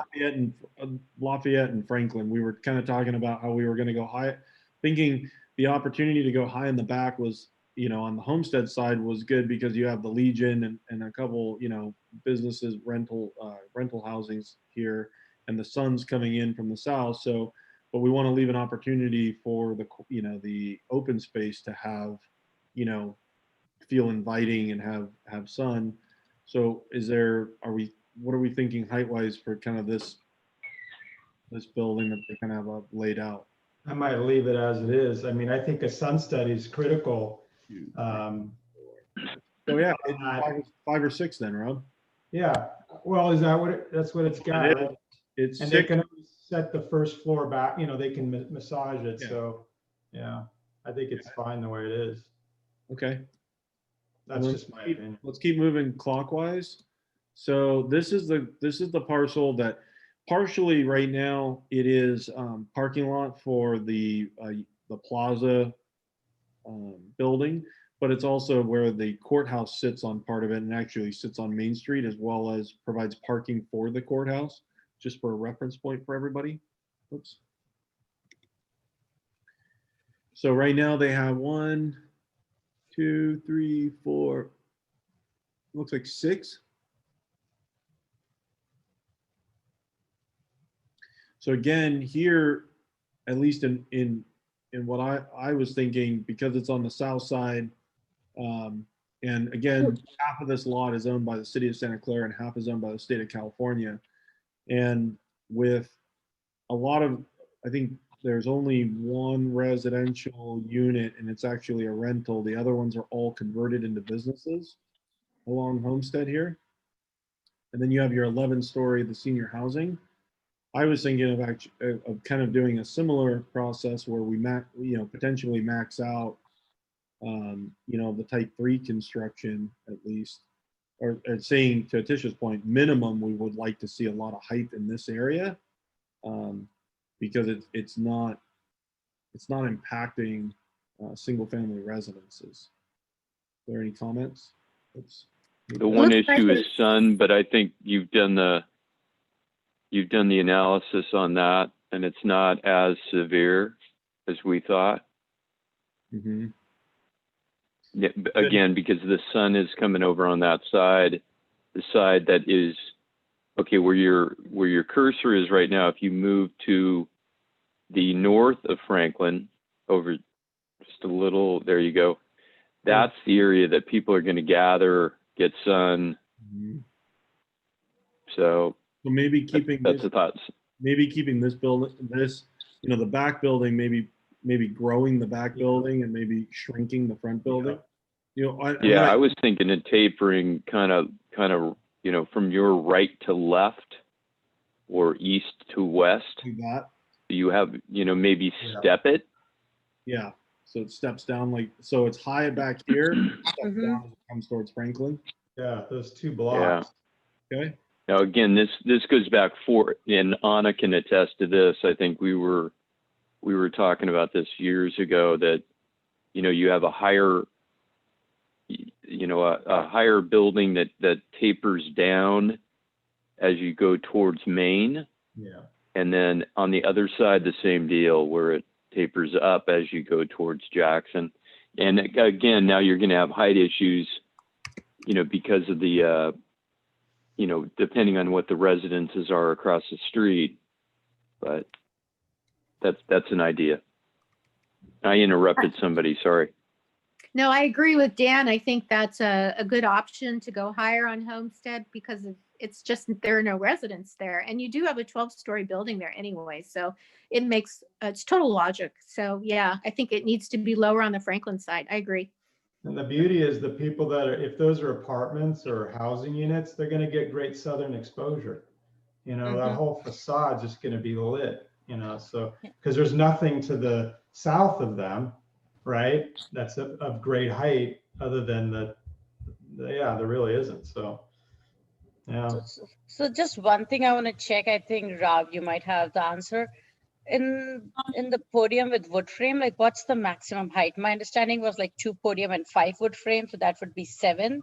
And now we are saying minimum 8. I'm a little hesitant of that, like with the corner of Benton and Lafayette, because that's proposed, like, the idea is like that's going to be the hotel or the bench, like So real tower. Letitia, type 3 can be 3 podium, 5 balloon framing in traditional wood. 7 to 8, generally speaking. Maximum. It's not as efficient there at that point because obviously you're building 3 podium decks. But when it really becomes efficient is like I kind of talked earlier real briefly, is there are alternative systems that have just recently been approved in California. Okay, got it. They're building one in Millbrae that is a light gauge framing material instead of wood construction, and that allows, depending on certain soil conditions, stuff 10 to 12 stories as a type 3. It's technically a type 2 because you're a high rise at that point. But anyway, there are new things out there that allow you to go taller without having to go to steel. And that strand woven that Matthew referred to, they're using heavy timber now a lot. I mean, it's because of the limitations of podiums and the cost, it's spurring on this whole thing. So we're at the cusp of it, I think, with this sort of next generation of building technology. So we just want to have enough flexibility to capture that. I want to push the boundaries a little bit. I mean, yeah, I think there are, by the time this plan actually gets published and circulated and we start seeing proposals, there's going to be even more opportunities for cost saving in construction, because the industry is definitely in California looking for more cost-effective and means and methods. So I don't want to limit us to our traditional, and I will tell you that being in the industry, our industry is a bunch of old people that very seldomly like to do new things and don't feel comfortable doing new things. So again, putting out a plan to make them think a little bit and try to push those boundaries, I think, is extremely important, but still having ourselves based in reality. Well, I mean, we're not going to put a 20-story tower here by any means. Yeah, I agree. So it's just, I think it's really good. All right, let's go to the next one. So this is where University Plaza is, and most of our, I won't say all, but most of our favorite places to go in the downtown right now, which is Taplands. So this is, I'm trying to think, it sits kind of slightly off kilter, but yeah, that's where it is. So that's the only thing that's. So that's the Swenson property. The Swenson property. So there's a parking structure in the back, and we already know that they're interested in potentially redeveloping the site at some point. So I'll open it up to the task force. And again, we have 15 minutes, so I want to get through all of this. Okay, super quick question. Hotel, do we want to guess where that is? Because I think there's a certain height that they're going to need, or do we not want to go there? I think right now we just do the envelope, Dan, but there is the land use, which is probably like the next step of where we're slating, where we probably actually should have talked about the hotel in the last one when we were kind of talking about the theater and stuff. Yeah, that's all right. Yeah, let's talk height. That's all right. Adam, we're right on the fringe. The neighborhood starts to engage right there. Yep. So kind of what Dan was saying, I mean, if there's a hotel component in there, I'm not sure we're going to go for the twin tower concept, right? Right across from the other tower, but maybe it's more central within that block, and it steps down along the corner, along Jackson and Homestead, right? What were you thinking of along Jackson and Homestead, Rob? Yeah, so it's lower there, but if they want to go height, it's either in the center or maybe more towards the senior, right? I mean. I think that's a great point, Rob, is that you've got that tower sitting across from you. So maybe you max out across. You max out there and then taper down. We know we're going to go into the neighborhood. Yep. Yeah. And then how does everyone feel about that? I had a question for Butch. On the original WRT presentation, on the corner of Benton and Lafayette, it was described as a hotel. Is at Santa Clara University property. Butch, are you planning a hotel there? Or how did that come up? I just don't understand. So I can't speak on behalf of the university per se. We're still looking at a lot of different options. One of the options the university would like to see somewhere in vicinity of the campus is a hotel. We have, from this committee back in 2017, recommended putting a hotel somewhere in the downtown. There has been conversations with the university doing it. We've had conversations with some of our developers. As you know, we have a lot of developers we work with about partnering or working with us to put a hotel in. So I can't officially say on behalf of the university that yes, we're going to put a hotel in the downtown, but there has been conversations in that direction and there is some interest. Okay. Maybe Anna, I could quickly hint a little bit why the hotel has been there, because it was part of the first 3 options proposed in March as well. The idea was like there's certain land uses that sit and work well together. So like if you're having this performing arts space and you're trying to do a small convention center and the hotel, so we had like kind of couple of options. Like one was distributing all of that all around, but more and more you talk to those people, like they like functioning together because of the operational cost. They can share furniture and a lot of other things. So that's why the idea was like the hotel is on the corner, the 2 big slabs that you see are like the convention facility and the performing arts or whichever the theater happens on the ground floor. So if you have the big keynote speaker, you can host it in that big room and then break it up. So like there is some efficiency of having these together. And they've like, the same operator can operate and clean and maintain all of it. So that was one of the ideas, and that's how that composition was so shown as like in the 3 options, but we didn't get any specific comments from the community at that point. So I wasn't involved in this design, to be very clear, but at that point, that was the conversation. Oh, thank you. Okay. And we hadn't had any discussions with university, no, this was purely WRT's design options. Okay. I was concerned there'd be way too many hotels within a block of each other. That's all. So thank you for clarifying that. Thank you, Butch. So if we move on, this is actually Franklin Square. Franklin Mall. So here's our post office, our sole surviving building of the Great Purge of the downtown. So is there an idea? One of the things I should probably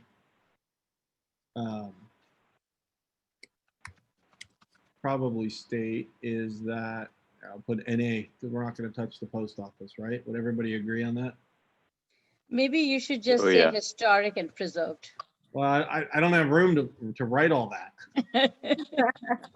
So NA, not applicable. Just put P.O. like P.O. P.O.?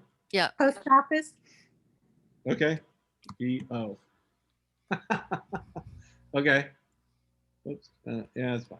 P.O. One of the things on this side is actually potentially going to be easier to potentially have converted at some point because there's only, I believe there's 3 landowners here. The city of Santa Clara, Swenson has the Justin building, and then there's another landowner for the last building. So that one's a little bit less tricky than the other side, which I believe has 9 or 10 owners on it. Just kind of throwing that out there. Not considering the post office because we're not obviously going to redevelop it. So these are family homes right here along this side, as well as I think it's a Gothic church. Yep. So you're definitely starting to integrate into the fabric of the neighborhood, as well as the 2 homes. One of them being the home that's designated HT that we kind of briefly talked about earlier. It's actually right there on the corner. We all call it the Cole home because Michael Cole's owned it for a long time, but obviously now it's been sold. So you are in the neighborhood at this point.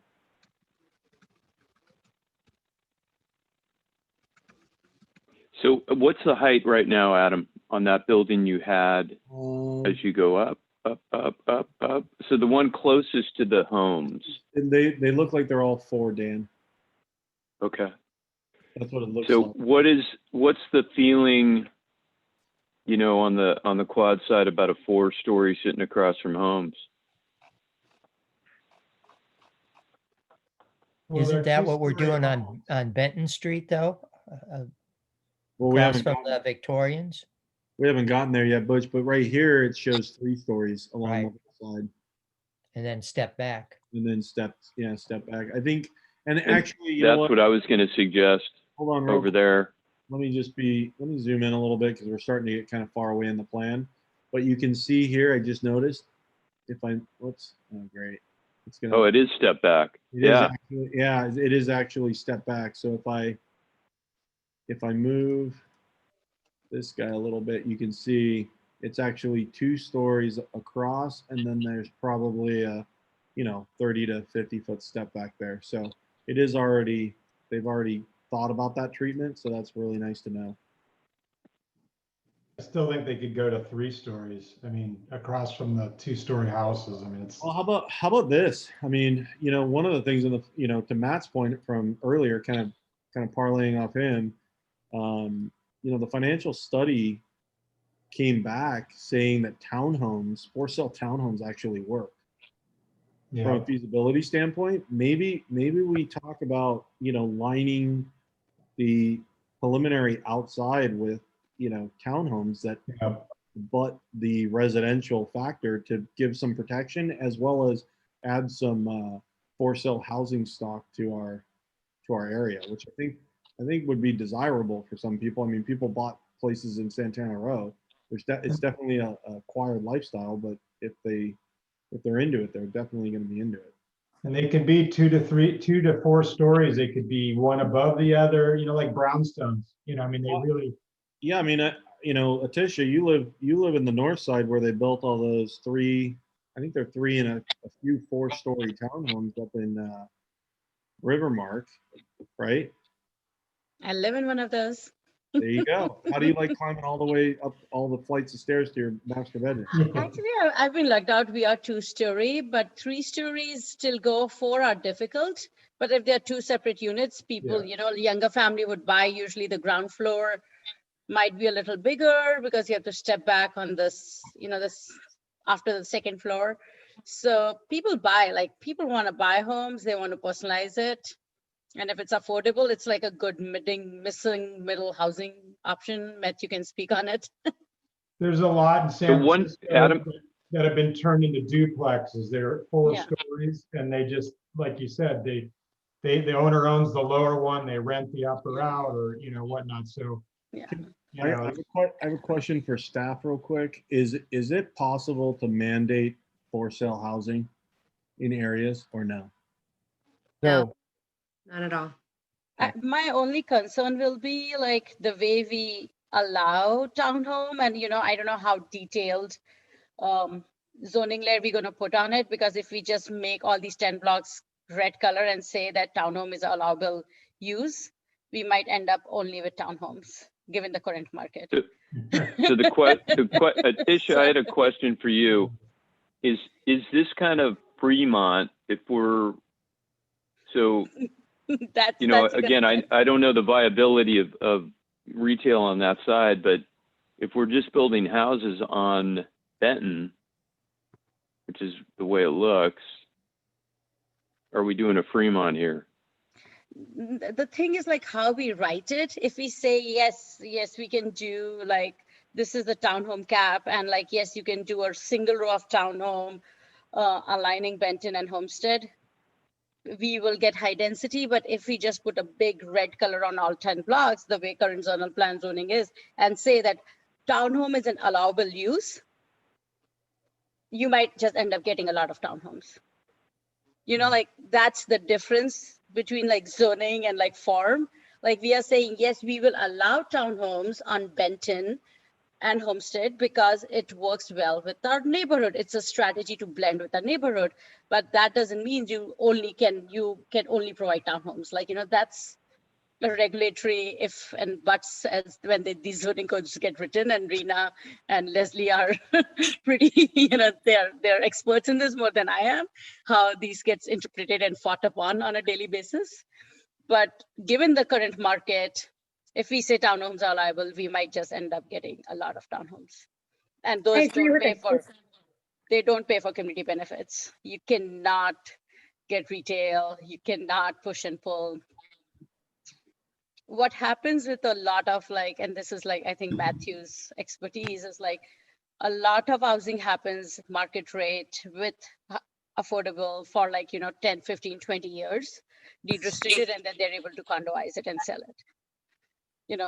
That's how you have a little bit more flexibility in multifamily. Financing works that way. So yes to townhomes. So do we want townhouses all the way down Benton? If we want it, I don't mind it, but we just need to be very careful of how we write it, how we language it. You might want some. How many of those are residential homes? What's that? Maybe I haven't driven recently enough, but my memory is that most of it is single-story commercial, even if it's an old home, it's been converted. I don't remember how many. Yeah, I have the same vision of homestead.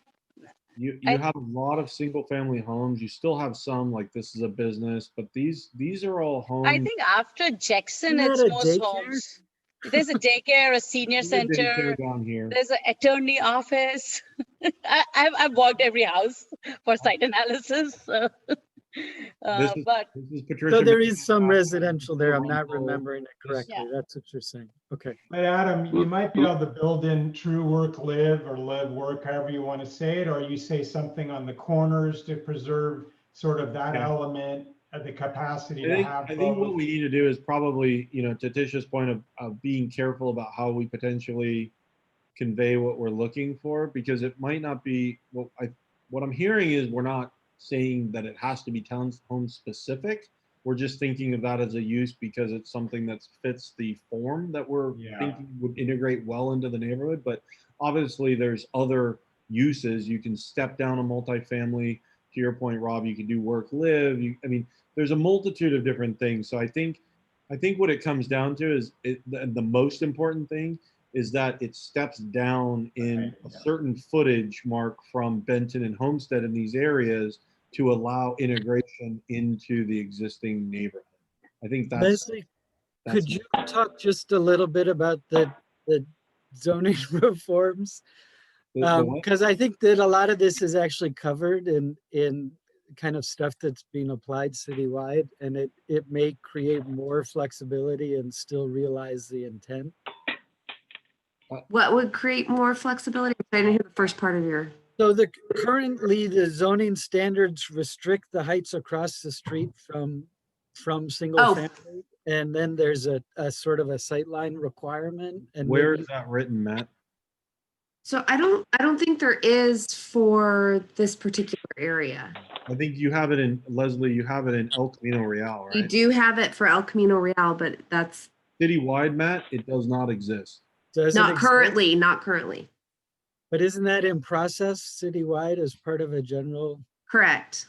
Okay. But I'm not going to leave it. I'm not going to leave it to the city. All right. No. I'm not. I'm just saying. I think that there are, there are solutions that are, and it's not going to resolve all your problems, but there are standards that are addressing some of your concerns of the kind of across the street compatibility, and then the sight lines that may create more flexibility than saying we want to create flexibility, Matt, but we also want to make sure that we're setting a clear expectation to someone coming in to redevelop, right? Because what we don't want to do is not define it and then have somebody purchase the property and be where we've been so many times before, where it's a disagreement between the community and the developer, and it doesn't end well for anybody. We all end up losing. It's just better to make sure we clearly define that we really want to make sure that these integrate. I do notice it's I got 9:47. a question for staff real quick. Is Benton Street from Lafayette to Monroe, the homes, whatever they are, is that zoned as mixed use commercial? I will look really quick. Hold on. I think it's And we can table it downtown. and move on. Probably downtown Yeah. commercial. I think there's multiple different zoning districts along there. Yeah. The general plan is at least Yeah. downtown commercial, I'm pretty sure. Mhm. All these maps are pretty digested in the existing condition report. Mhm. I'm just holding my copy, which I got to keep.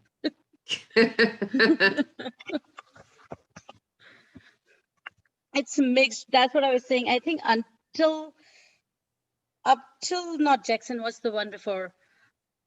1, 2, 3. Maine? Yeah, until Jackson, they're mostly commercial, and after Jackson, they're mostly residential zoned. Got it. Okay. And then coincidentally, across from Jackson is retail right now. So you got Mia Vecinos, you got I forgot what the other shop is. Yeah, that's all retail. Well, you get there's 4 little cottages opposite the parking lot. Those are pretty much commercial, right? I mean, there's like a daycare or something. I don't know. There is a daycare, but there is a daycare there.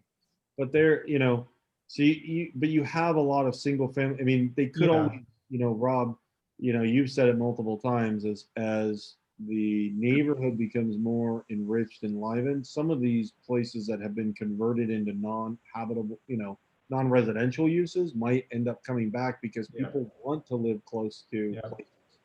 And so I don't think we, since they are still primarily even a daycare, I would still consider a residential unit because most of them are, still, functioning as a residential unit, even though they're operating as a commercial use.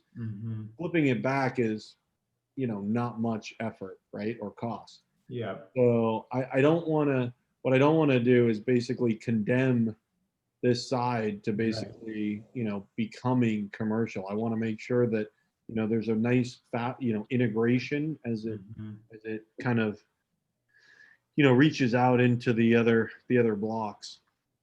So Adam, go is ahead. that something the old quad association, your members are concerned about? Is that block where Prometheus sits? Do they want it to stay residential? What are you talking, like here? Yes.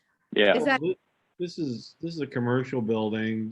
This guy no, purchased. I meant further down where Prometheus sits. There was a suggestion in a previous WRT design to have it turn into townhomes because it was facing, Prometheus sits on these 2 blocks. Yeah. So you have Mahan's house, you have another residential rental, you have a commercial building. This is a rental. This guy wants to turn it into a bed and breakfast. And then to Rob's point, these are little habitable spaces, or converted into commercial. I mean, I don't want to. We've gotten kind of way off top, a little bit off topic of the sense, but it is more residential on this side than it is on this side. This side has been predominantly, if not all, converted. I can only think of one house here that's still rented as a residential unit. I can't think of anyone. 2. Sorry, there's the other one over. There's 2 of them actually here. 3. But again, my only point here is that I'm just real hesitant to walk away from retail on that side. Really? And make it townhouses. Yeah. Me too. I think, Dan, as you recall, you brought this to our attention maybe a year ago, that originally in 1987, Prometheus, when he planned this development, it was to be 25,000 square feet of retail below and mixed use above. That particular night, they didn't have a quorum, however it worked out. They decided to scrap the retail, and that's why it looks the way it does. But it was supposed to be mixed use, and somehow got away from that. They actually did build the retail, Lana. They built University Plaza, and they broke it off and sold it. Yeah. And then I don't want to go down the weeds, but there's a building right now that we're going kind of back. Yeah. Can we finish? I'm going to give everybody 3 more minutes. So can we mark this out, or do we want to just call it and do public comment and then maybe pick this up in January? Let's pick it up in January. Yeah. Okay. And just a reminder, if we pick this up in January, it slides us another month. Yep. Oh dear. That's Okay, why let's just talk then. we definitely need that CEQA proposal for Franklin Street, because I don't think we're gonna make it. I'll just be honest. All right, so let's close our discussion down, if that's okay with the downtown task force members, and we can reconvene in January and discuss. I would like, is that okay with everybody? Do I need to ask for a motion to close, Leslie? Well, no, we're gonna do public comment first. No, Okay. you don't need to. So no. Is all the downtown task force members okay with moving to public comment on this topic? Discussed so far? Yes. Yes. Okay. Yeah. So let's Yeah. open it up to public comment. There's only a few people remaining. Thank you all for hanging in with us. We appreciate it. I'm sure it's been exciting. Are there any? I don't see any hands. I can actually see the public. I can't see my own DCTF members, but I can see the public. Perfect. Are there any hands? Oh, okay. LaDonna or Gabby, go. Oh, you have to. I'll do it. Yeah, sorry, I don't have control. Okay, so LaDonna, go ahead. You should be able to speak. Okay, I've unmuted now. Can you hear me? It's Gabby. Yes. Oh, yes. Go ahead. So I appreciate all your hard work. I like that you've put it higher on Lafayette Street because more of a commuter street, and I'd rather the height be out there than. I'm a little worried about that plaza where we're talking about people hanging out and having those buildings be 7 and 8 stories tall. Inside the quad area, kind of more into towards the center. Oh, or no, that's where it is, right there where the food court is. So yeah, I'm just a little worried about, being dwarfed in there by super tall buildings on all sides. The thing about that Santana Row that makes it so Just nice. so confident that all I had to do was look. Matt, can you mute Matt? I don't know that that's the right key, is it? Hold on a minute, Gabby. Give me a second. Go ahead. I will did mute it. Matt. Oh, thank you. I muted him. Thank you. The thing about the Santana is that it's really nice that, they're only 3 stories tall all around it, even though they feel like they're big buildings, but they're not very tall. And once the sun's eclipsed, it gets pretty cold. The wind comes whipping through, and it's not so enjoyable if it's too shady. The other thing about making Lafayette welcoming is, the disadvantage we have is these would all be brand new buildings. In some of the cool cities and urban areas, or when someone paints a mural on a building, and that's kind of fun and classic. And maybe the outside of these buildings could have some artwork or some panels that some artwork could be done. So as you come down the pedestrian way from the university, you're looking at something besides just a building that that lets you're coming into the downtown.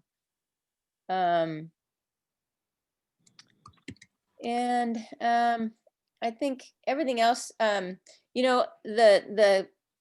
getting some living space out on Benton, and what if you did like loft, rental lofts or housing on the bottom and loft apartments at the top where people had a lot of glass, or, openings that they could look up all the way down Benton, when you're talking about townhomes. I don't know if that's feasible. The lofts that were on Lafayette maybe weren't as successful, but they were right in the middle of the railroad tracks and just the worst placed area. But, that might be something that would be of interest. And I think that's about it. I just, we talked about Benton Street. I was talking to Rob the other day, and I liked that Benton Street, he had kind of put some trees down the center of Benton Street.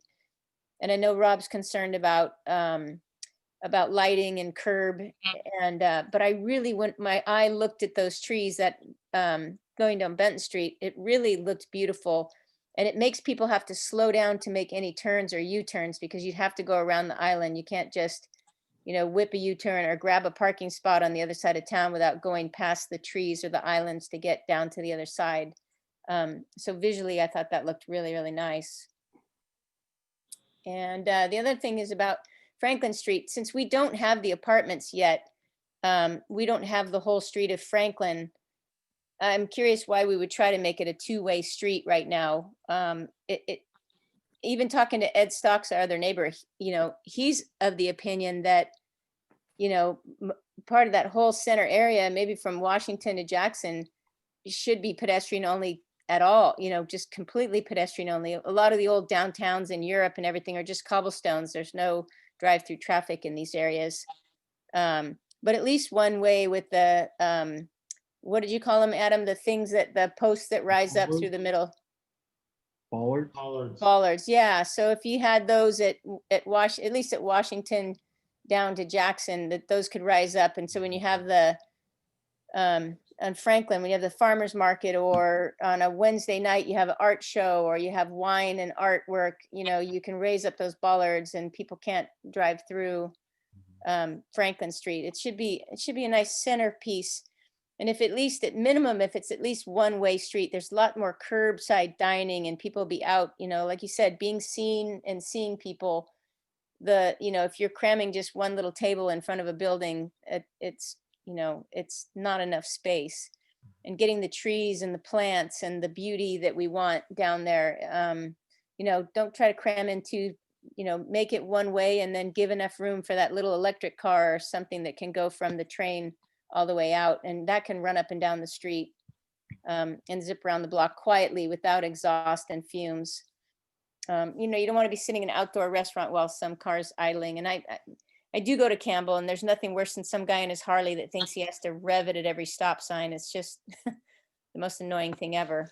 So the least amount of cars would be best, as far as that might be an idea as well. But thanks for all your hard work. Those are great points. Thank you, Gabby. All right, you guys take care. Thanks for hanging in. Yeah.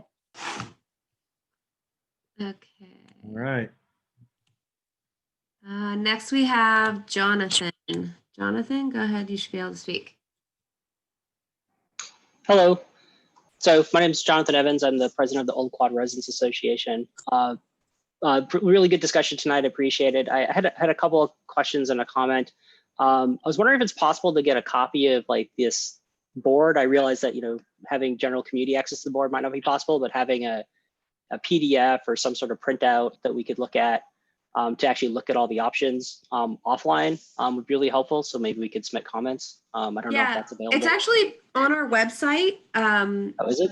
Yeah. So if you go to the last task force meeting on the Precise Plan website under the task force tab, there is it's the consultant presentation slides. They're the same as this concept board. Okay, they're the same as the content. Okay.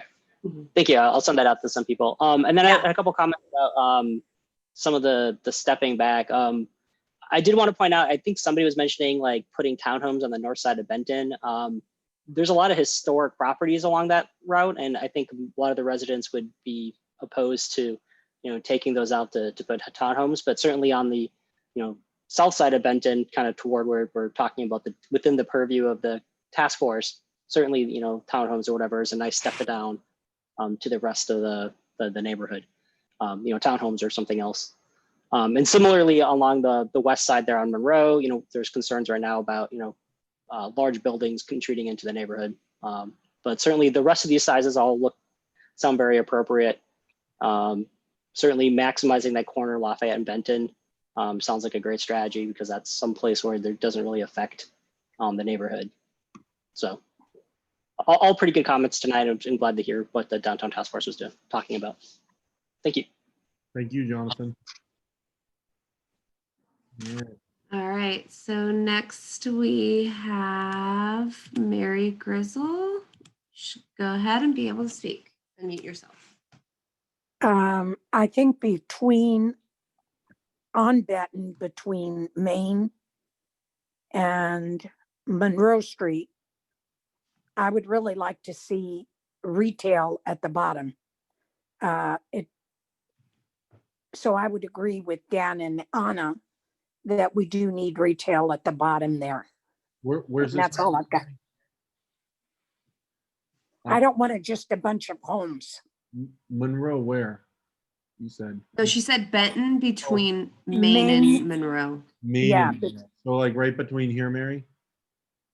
between, yeah, Okay. So on Benton at the corners of Main, there is some ground floor commercial shown, but Yeah, right there, the red. yeah, and then they have, taking that to Jackson and then to Monroe. But you're thinking, Mary, you're looking to kind of expand that down the more, a greater distance, I guess, maybe not all the way, or what do you?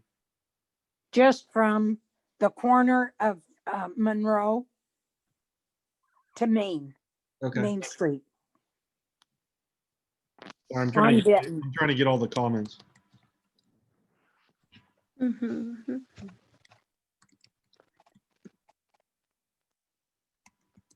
Okay. We can have, I mean, I understand that we can't go real high in that area with building, but if you have small shops at the bottom with maybe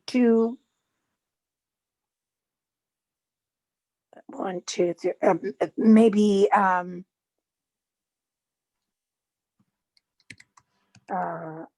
2 floors above the retail, 2 or 3 floors above the retail. So it's not really high.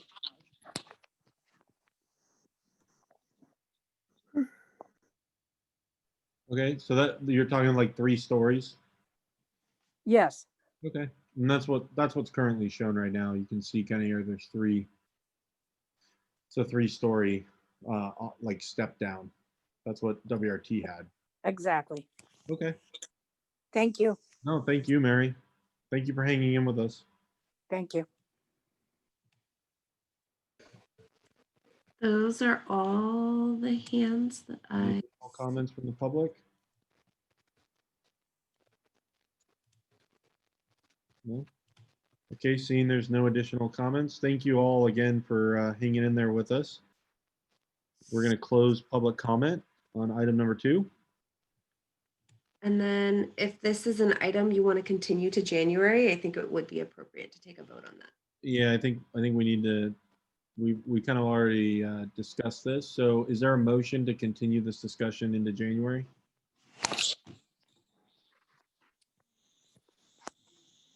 Motion to continue the discussion to January. And second. All right. Thank you for making the motion and seconding the motion. I'm sorry, who made the motion? Chan. Chan, thank you. I didn't see. Thank you. And I can't see. I'm going to stop sharing so I can actually see everybody again. I miss you all. We miss you. I've been trying to figure out this new program, program. You're doing a great job. No, you're killing it. You're just killing it, Adam. I can't type. I'm trying to, anyway. Okay. All right. So shall we take a vote on the motion? Oh, here we go. Stop share. There we go. Well, look at everybody. Aw. Even Andrew. So I'm gonna do a roll call vote. So I'll call you individually. So Member Thompson. Aye. Member Ondersek. Aye. Member Mayer. Aye. Member Van Hume. Aye. Member Vargas Smith. Aye. Member Reed. Aye. Member Coyne. Aye. Member Ty. Aye. And Member Varjani. Aye. That motion passes unanimously. All right. So we'll continue this in our January 21st meeting. Is there a motion to adjourn the meeting to January? First, we should take public presentations on any item that's not. Sorry, I skipped something. Are there any public presentation on items that are not on the agenda tonight?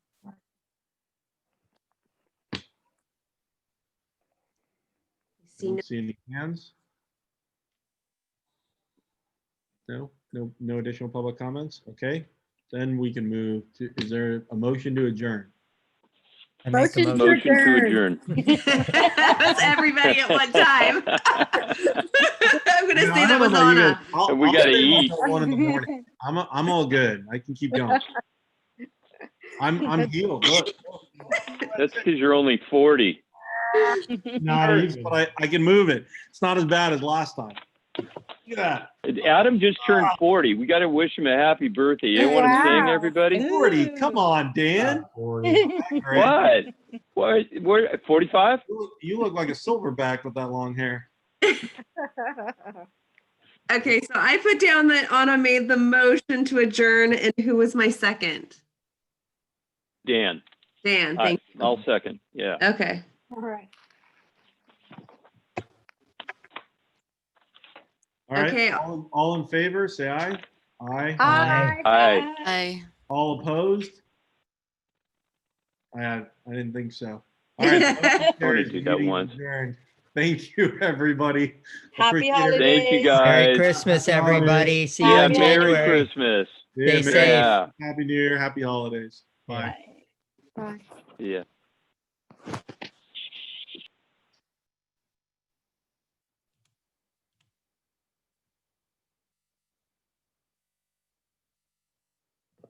Good job, Leslie. Still, No, they all left.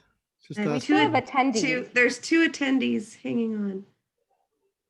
We can still leave, right? If we leave, they'll just leave too, right? Yeah. I Yeah. think the meeting Good night, everyone. All right. Good Bye. night. wishes or something.